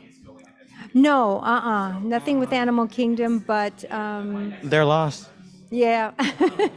Who knows? May incorporate it with something. And then there's a couple on the side. And I also have... Oh yeah, this is super cute. For people that maybe don't want framed art, but they love elephants and they want an elephant watercolor or ink wash painting, because actually this isn't watercolor paint, it's India ink, brown India ink. I did a series of these note cards. Let me see, I'll bring one up. Let's see, let me get a cute one.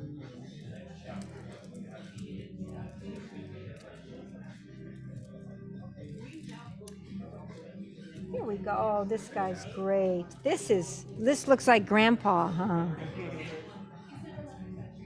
So this is a note card, a blank note card. It comes with an envelope, but you could see on the side of the paper, you could see that's a little bit darker, and that's natural aging.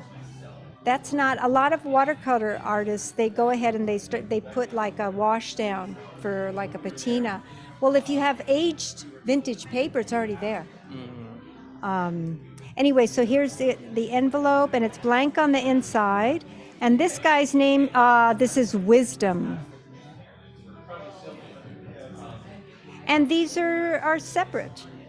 So I have a whole basket of them here. And that's much easier if you want to give somebody a gift that for their birthday, they can have an original watercolor. Those are my business cards. Now let's see what's on the other side of the wall. Yes, Let's go over here. Another elephant, of course.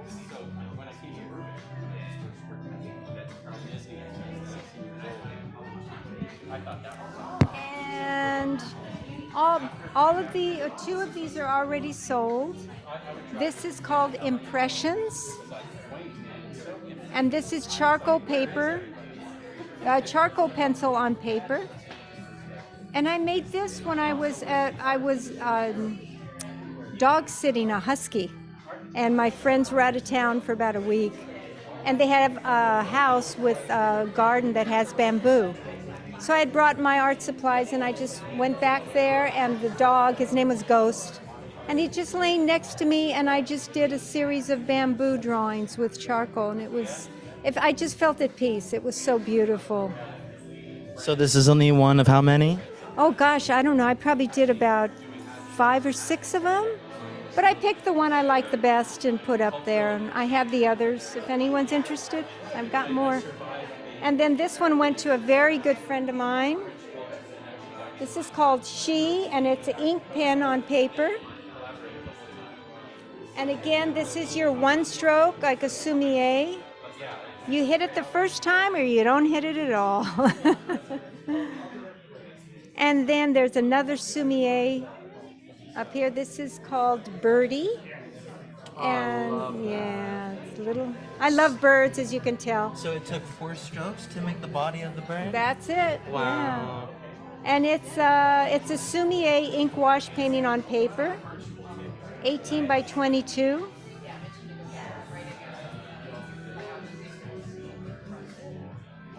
And there's my little chop right there. So same thing, this one stroke, one stroke, one stroke.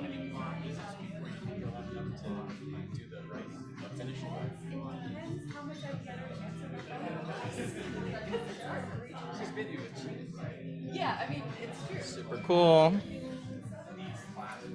More elephants. I love this one. I I just love that you really know that this one's going at a certain speed. Yes, you can see that. It's like, you better move out of the way. And there's a mama and baby.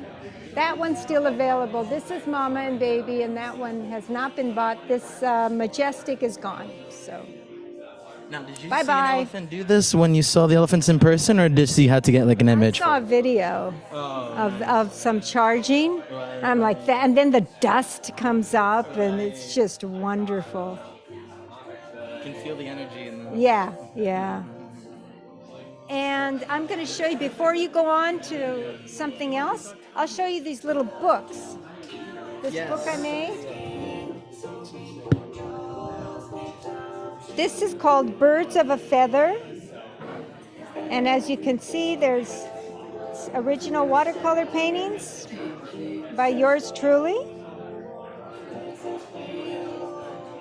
This book that I have, I got at a yard sale for like $1, and it's an old photo book, and it's spectacular. I fell in love with it.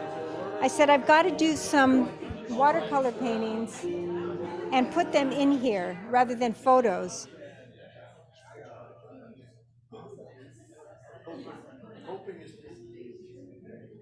This is Soaring Rainbow, and these are all watercolor paintings. But this book is so cool. It's like I had to do something good with it, you know. This is called Watching. Very pretty. I love the colors. I like the pink and yellow a lot. And most of these in here, not all, there's a couple hummingbirds, but most of them are a bird called a fairy wrens, W-R-E-N-S, fairy wrens.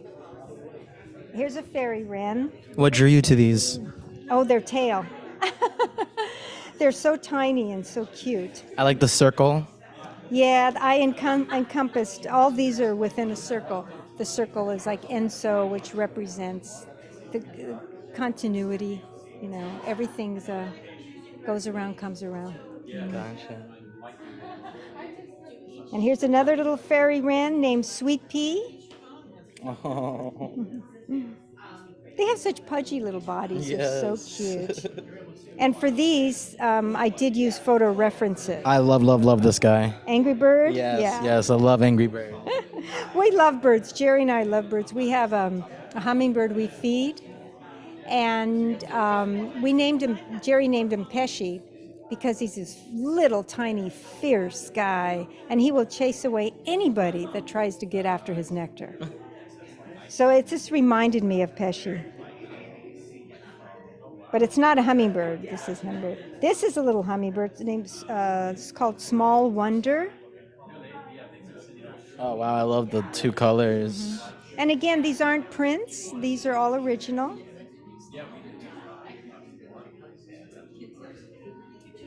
And again, isn't this book just amazing? It is. Yeah. I just put little photo tabs right here. And this is called Nesting. This is a hummingbird.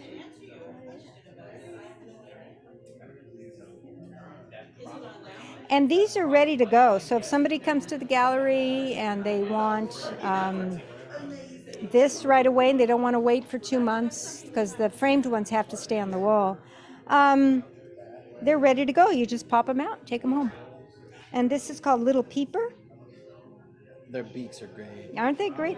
And man, some hummingbirds have, depending where they live, their beaks go up high, some go low. Mm. Depends on the flowers that are growing Yeah. and what's, nature has done its job.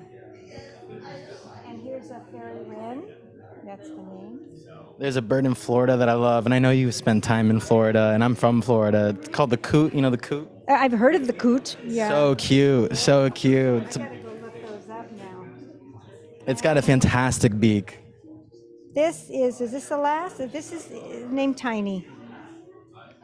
And this is mixed media. I actually have some charcoal in here and some acrylic and watercolor and Prisma pencil. So sometimes you start with an intention, something in mind, and then you sort of just go with it. Right.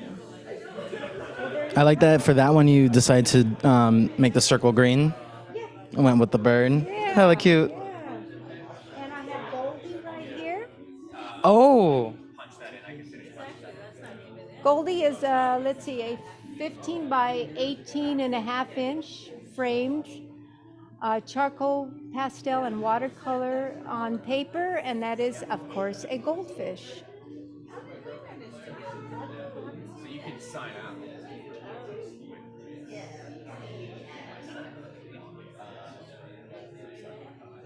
Not vicious like the beta fighting fish. Right, So right, a more gentle fish. Gorgeous. Last, I think, let me see. I have 2 more to show you, and then I'll let you go. There's Oh, I want to know shadow about here. this one. There's a shadow here. Let me see if I can. Does that help? A little better. This is called the Three Graces. This is a reference, right? Yes, the Three Graces is actually. I went to the Forest Lawn, the museum up there, the mausoleum, and they had a sculpture of the Three Graces, but it's a big marble sculpture. And I used that as reference, and I said, wouldn't it be fun to do the elephants as the Three Graces? Is it usually like monks? Like what are who's it usually? Graces are, let me see. Darn, I don't have my notes with me. The Three Graces, I think, are beauty. Oh gosh, let's see. Are they usually depicted by like what? Young women. Gotcha. Okay.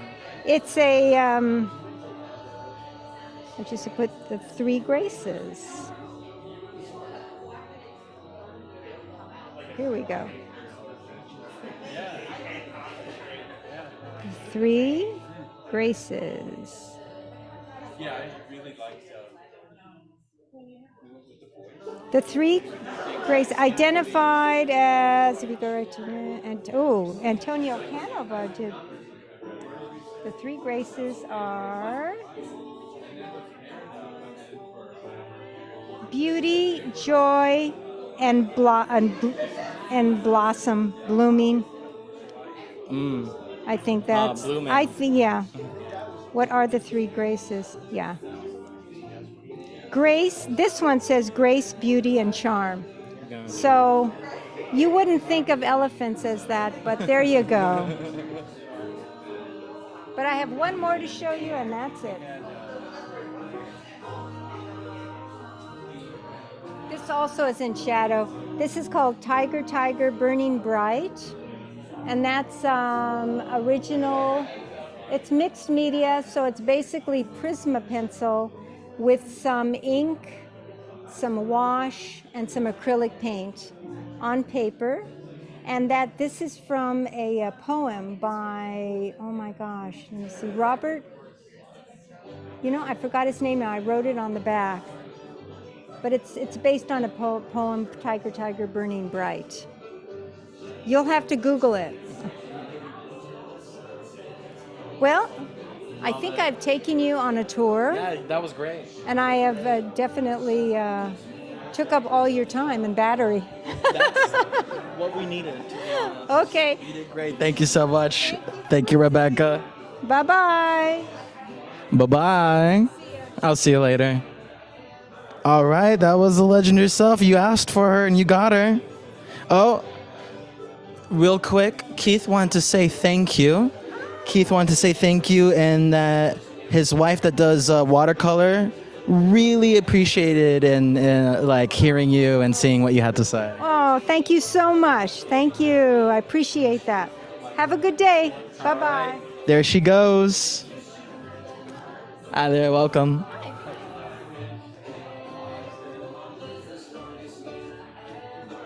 So that was good. That was good.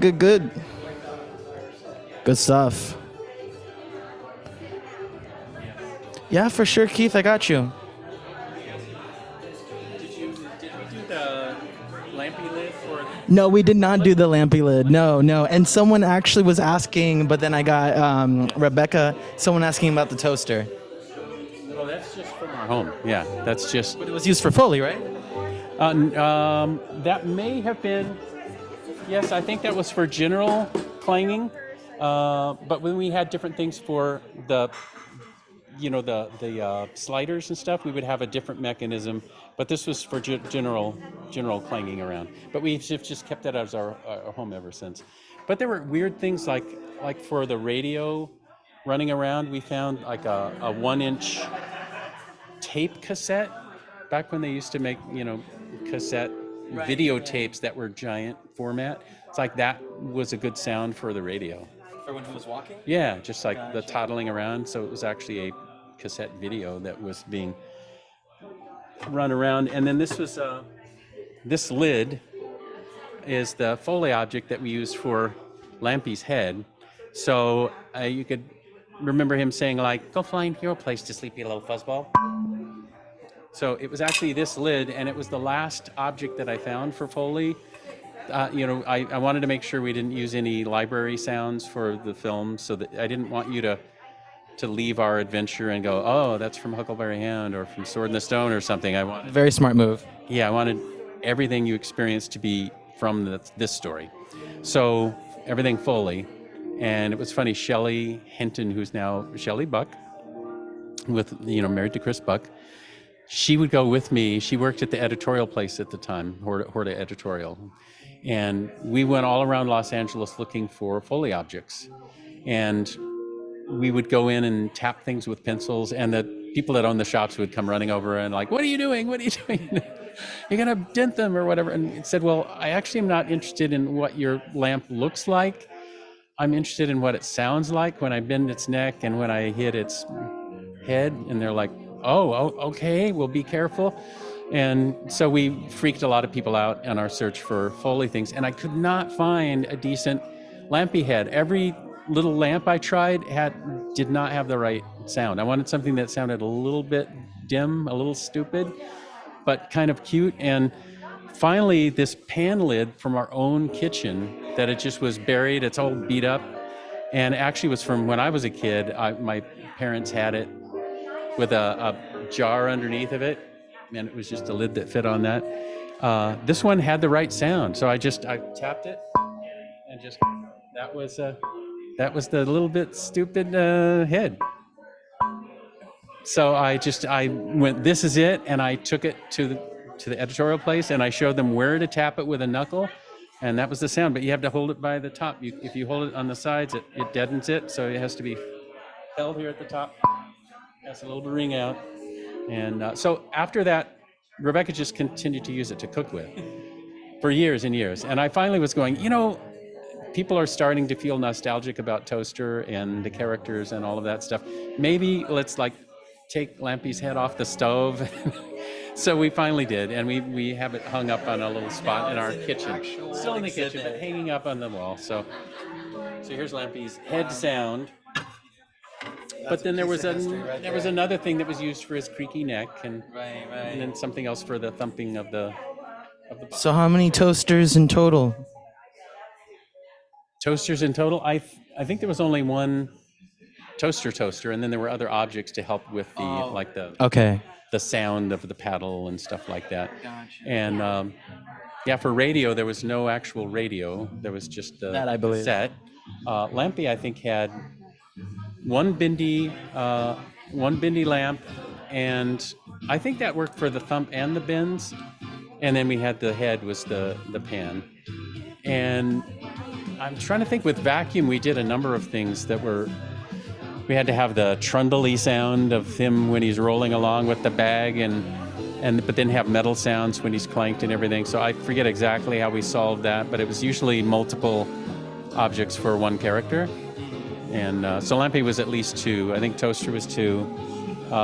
Radio was pretty much 1, except we just used an antenna to whack things when we wanted his antenna to go nuts. We would just use a real antenna and hit stuff. So, look, there's B-Movie is playing on the screen, the storyboards for B-Movie.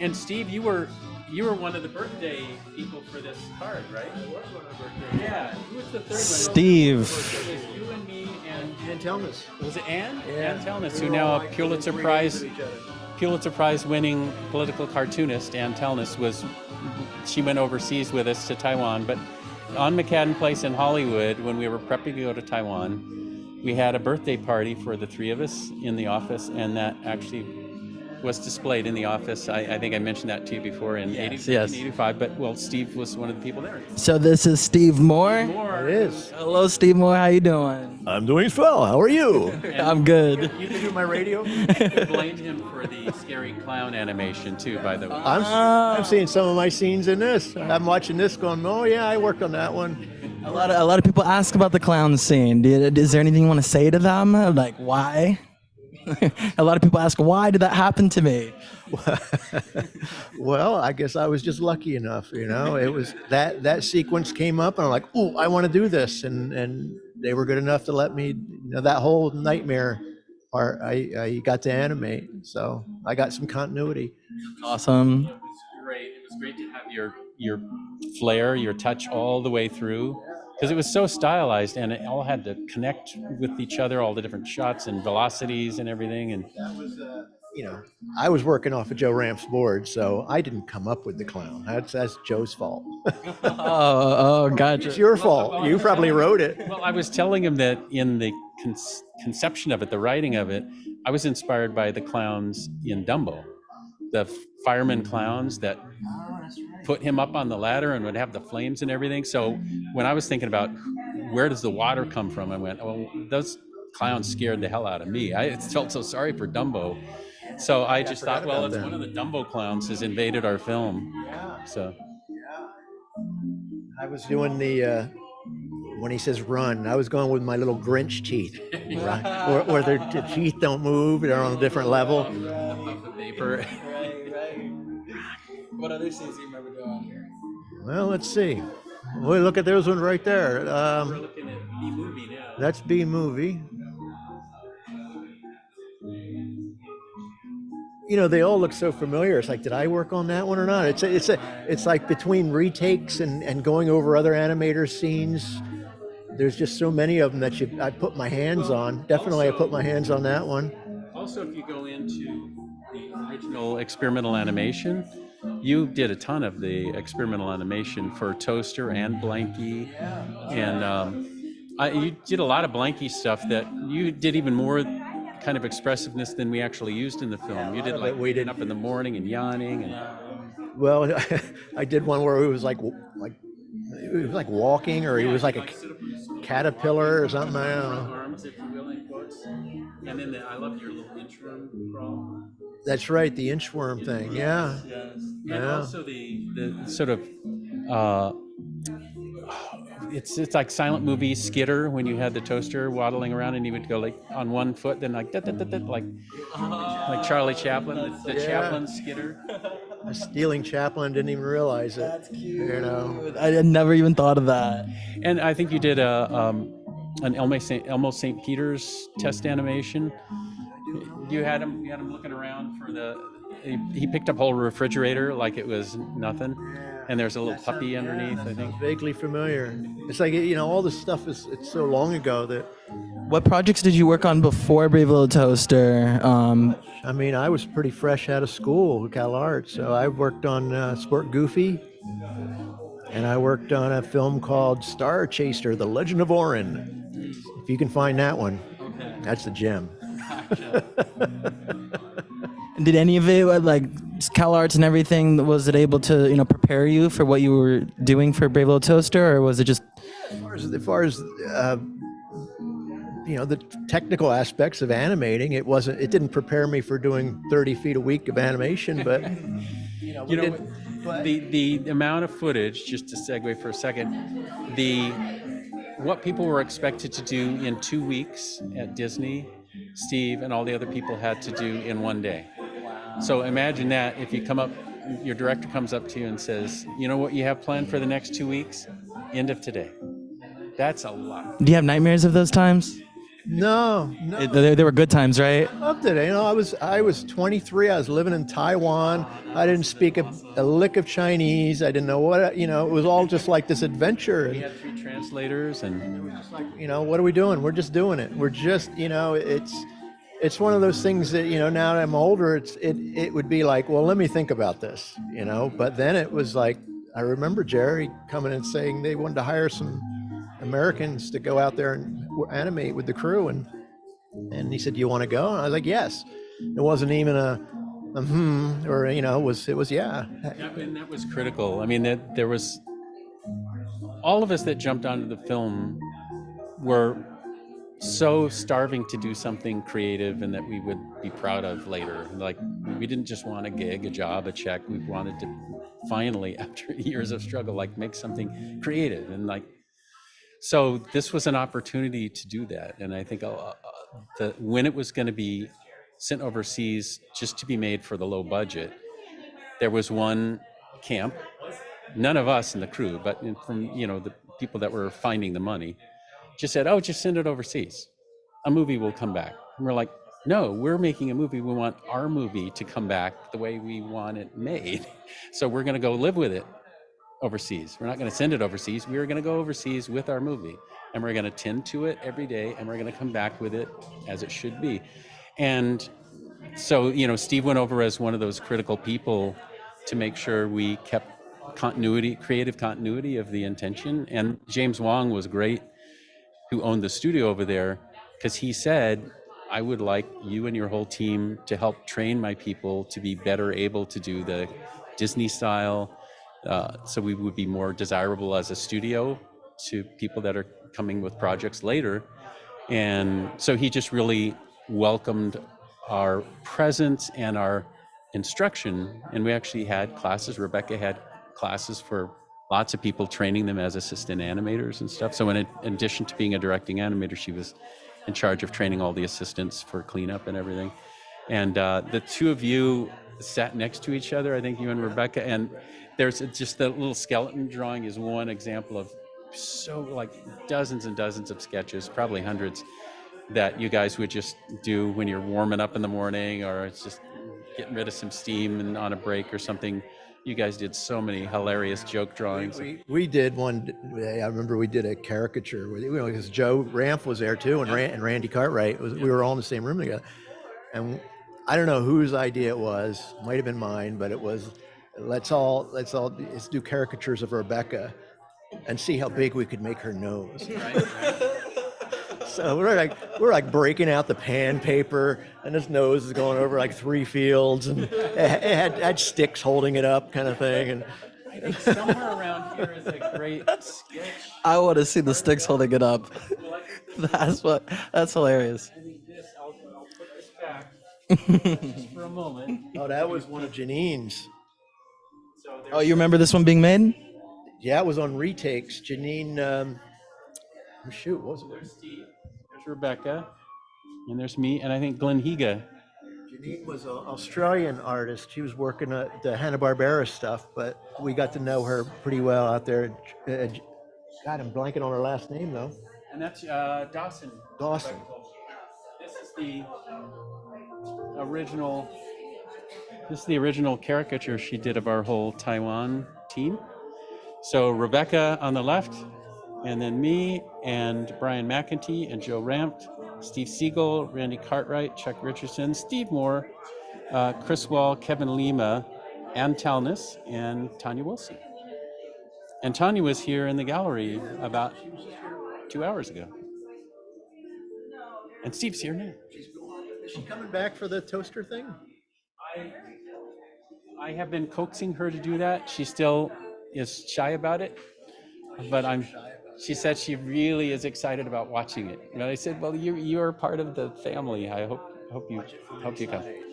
Yeah, so I let her know there's 23 of us who are going to be there from, yeah. It's gonna be here, right here. Yeah, in this room. That's none of them on that list are Zoomers. They're all. Next Saturday, what time? And it's the 22nd. Oh, the 22nd. Oh, that's even better because A couple weeks out. Yeah. that's good. That's good. Mm-hmm. I want to get a toaster poster and get everybody to sign it. That's Right. what I got. We got the small toaster posters, Oh wow, yes. which I finally did the proper thing, and then the one sheet size where I finally did the proper I print, forgot you had done high these. quality. Yeah. Well, there's enough people that asked about it, so each one is individually wrapped, and it just has a backing to protect it. Wrapped, But like Velveeta. yeah, so you could just have your own cheese slice. Have a toaster melt. So, and I did these slightly bigger than, that's my original up there, Oh yeah. which is, I think, 36 inches, but one sheet official size is 40 typically. So I just made it slightly bigger. You're thinking of the frame shop. Thank you. Yeah, thinking of Yeah. when people want to just chuck it in a typical poster frame, Right, movie poster right. frame, that it'll fit. Right. So, Good thinking. yeah. Cool. Well, I'm glad I brought that up, Jerry, because I wasn't even thinking about that. Yes.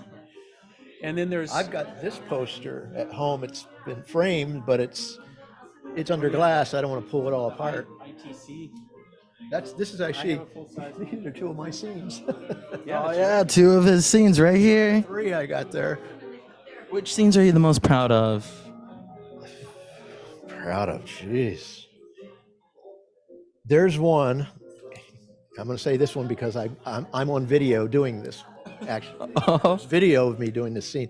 It was the one of Crazy Ernie's Amazing Emporium of Total Bargain Madness. Oh, it's the craziest scene where he's And- finally gone nuts. Yeah. I don't know if you're familiar with this scene, but there's this guy who's doing the advertisements on TV, trying to get the master and his girlfriend to.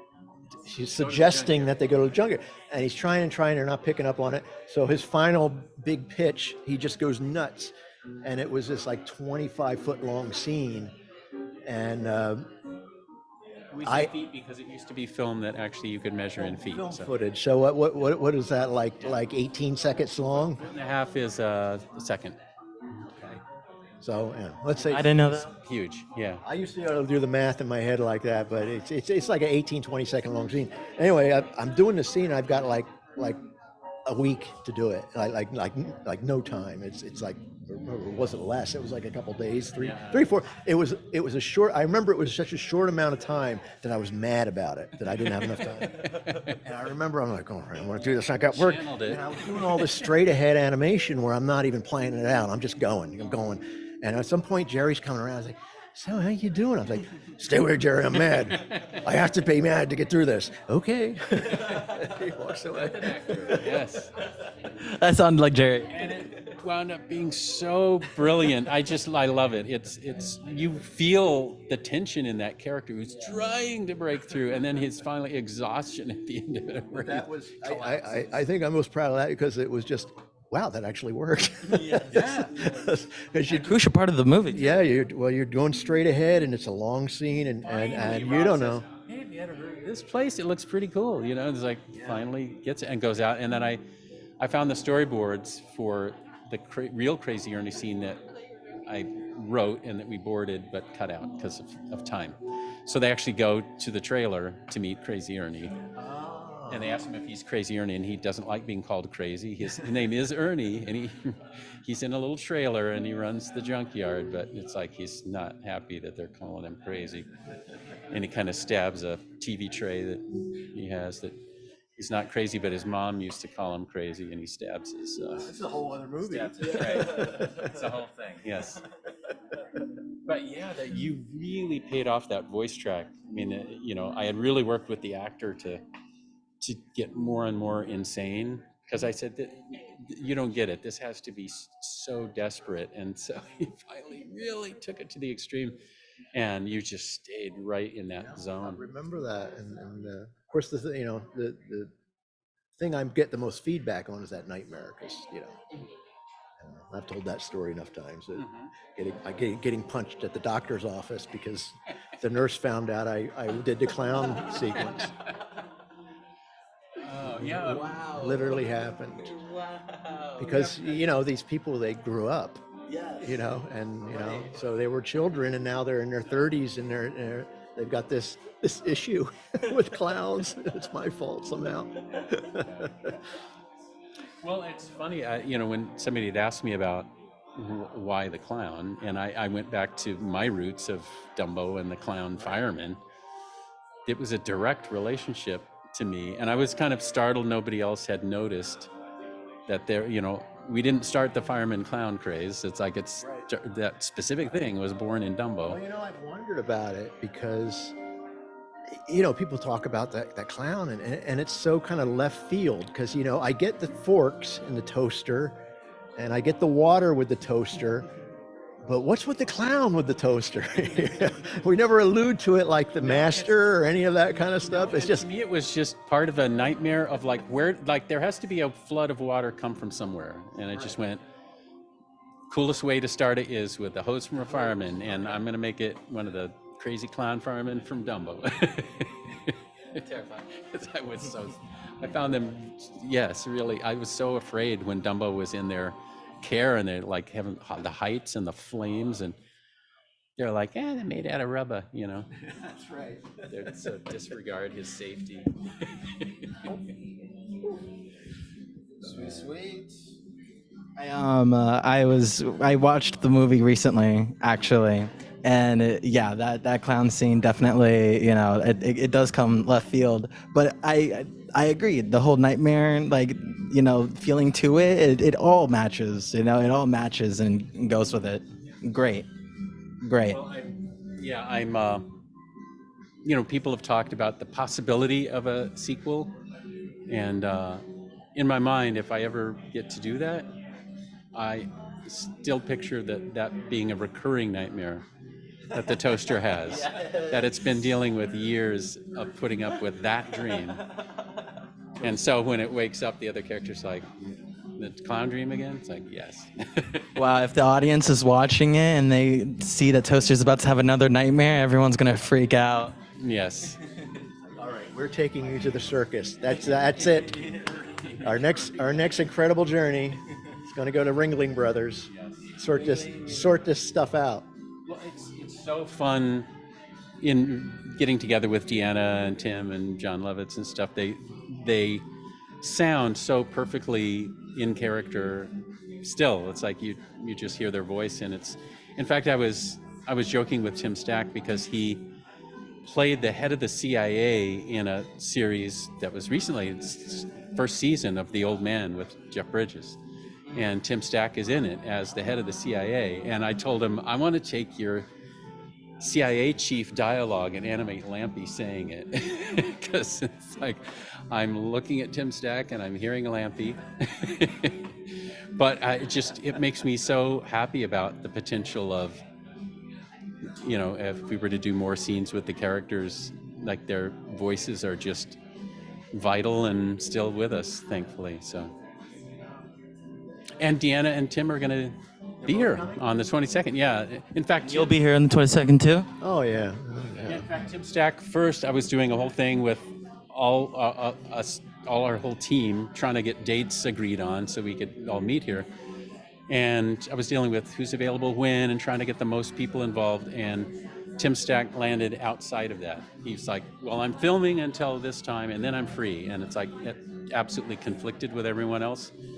So I finally took a deep breath and was like, well, you know, I got to protect the, you know, the biggest group that can come here. So I went ahead and announced tying it down to the 22nd. And I sent a note to Tim saying, you know, sorry, it didn't work for your date. And he just said, I'm going to work it out. It's like, I am on a film, but I'm going to work it out. So he's like, I don't want to miss it. So I never met him. I met Deanna. She came by the studio when we were in there were a lot of us on stage, but he was on stage for the Chinese theater thing. Yeah. So, but you might not have had alone time with him still. It was like 25 of us on that stage. So on that far end, and they were, So yeah, he's been super, just supportive and happy that people remember his character well. And David coming? yeah, he and Chris. I have some friends that are very excited about David Newman coming. Yeah. David and Chris agreed to come out. I remember being with both of them in Japan when we were recording the score, and it was. He had a similar thing what you were talking about with doing the Crazy Ernie scene, where you're just like, how do I possibly finish this? And David told a story about that whole last cue where it's the peril in the junkyard, and then the sigh of relief, and then heading off, and then the repairing of the toaster, and then heading off in the next adventure, and then all the end credits. And like, I have to do all of the nuance of the master in peril and the crusher and all that, and then all this other stuff. And he said he wound up just sitting on the floor with a whole bunch of sheet music around him and just going, I can't do this. And then wound up writing on the plane while we're flying to Japan, and he had a keyboard and headphones, and he was jotting things down, and he'd reach over and put the headphones on me and like play a little thing and just go, I just want, I'm thinking about this, and I'm thinking maybe piano or violin for this lead thing. And occasionally he'd go, the piano or what, once in a while he'd ask an opinion. Mostly he just had it, but he was still living it on the plane with a keyboard and headphones, and then just was crazy to get all the sheet music then written out to be in front of people, hours later. But he said it wound up working, and it was kind of the same thing where he felt like, that wound up being a good cue, but it was the one I thought was impossible. So. But it was so interesting. He really connected with that background of the City of Light that's up on the wall over there above the pan. He told me in our last Zoom session together that writing the music for that just meant so much to him, that he felt like there was an especially emotionally resonant for him and for the audience, and he just felt like it was really a cathartic kind of moment of seeing the prize that you've been on a quest for all that time and getting it expressed in the sweeping music and everything. Well, so it's a great soundtrack. I mean, I got the CD of it. I had it for a long time, and it's amazing how much of it there is. I mean, there's a ton of music. Well, you know what? We went through some years where I used to say to David, because David is now one of his many brilliant things that he does, is he's the king of live conducting with an orchestra while they play movies. So he'll be at the Hollywood Bowl and the Greek and all these places where show you a movie, and David is there up there with a physical orchestra playing it in real time, and he has all the click tracks and cues and everything. And I was saying, wouldn't it be great to do that for Toaster? And for a few years, he had just said, well, for a few years, he just said, I'm sorry, but there was water damage to the sheet music. And to get all the parts written for all the different sections of the orchestra, it's like, I don't know how we would reconstruct that. So that's where I had left it with him. So when we talked last fall, I sort of said gee, it's too bad that we can't do that. I started with that, and he went, oh, we could now. We can do anything, because now you can have the, with audio programs and stuff, have it search through and sort out all the stuff. We could do it. So I said, oh, and he's like, yeah. so I put it out to the fans, like I think if there's enough desire for it, I hope that, I think, Steve Waterman is the guy that controls the rights. And if he hears from enough people that they would like to have David Newman do a live orchestra with Toaster. I've thought about how fun it would be to have a sing-along too, maybe as part of that. Oh, yeah. Where people go like, okay, audience members, who's gonna sing Blanky's role? Okay, who's gonna sing along with radio? And then have people go like, pick a character, and then for the songs to sing that character. Kickstarter campaign. There you go. Yes, the David Newman. You contribute X amount, you get this ticket, Live orchestra and sing along, Brave Little Toaster Evening with David Newman conducting. And you get X amount of money, you can sit on the stage and eat a sandwich while during the whole thing. Yes. Yeah. You'd be Love one it. of those guys. Yes, I would. I would be one of those guys. Sweet. So do people want to segue our conversation into any other part of the gallery, or? No. I'm just. I think I should take a break, to be honest. Okay. Yes. Let it go to the other. Yes. I'm gonna head over there. Thank you, Steve Moore, for talking to everyone. You don't actually have that on, right? Yeah, I do. I got it on. I'm taking a break.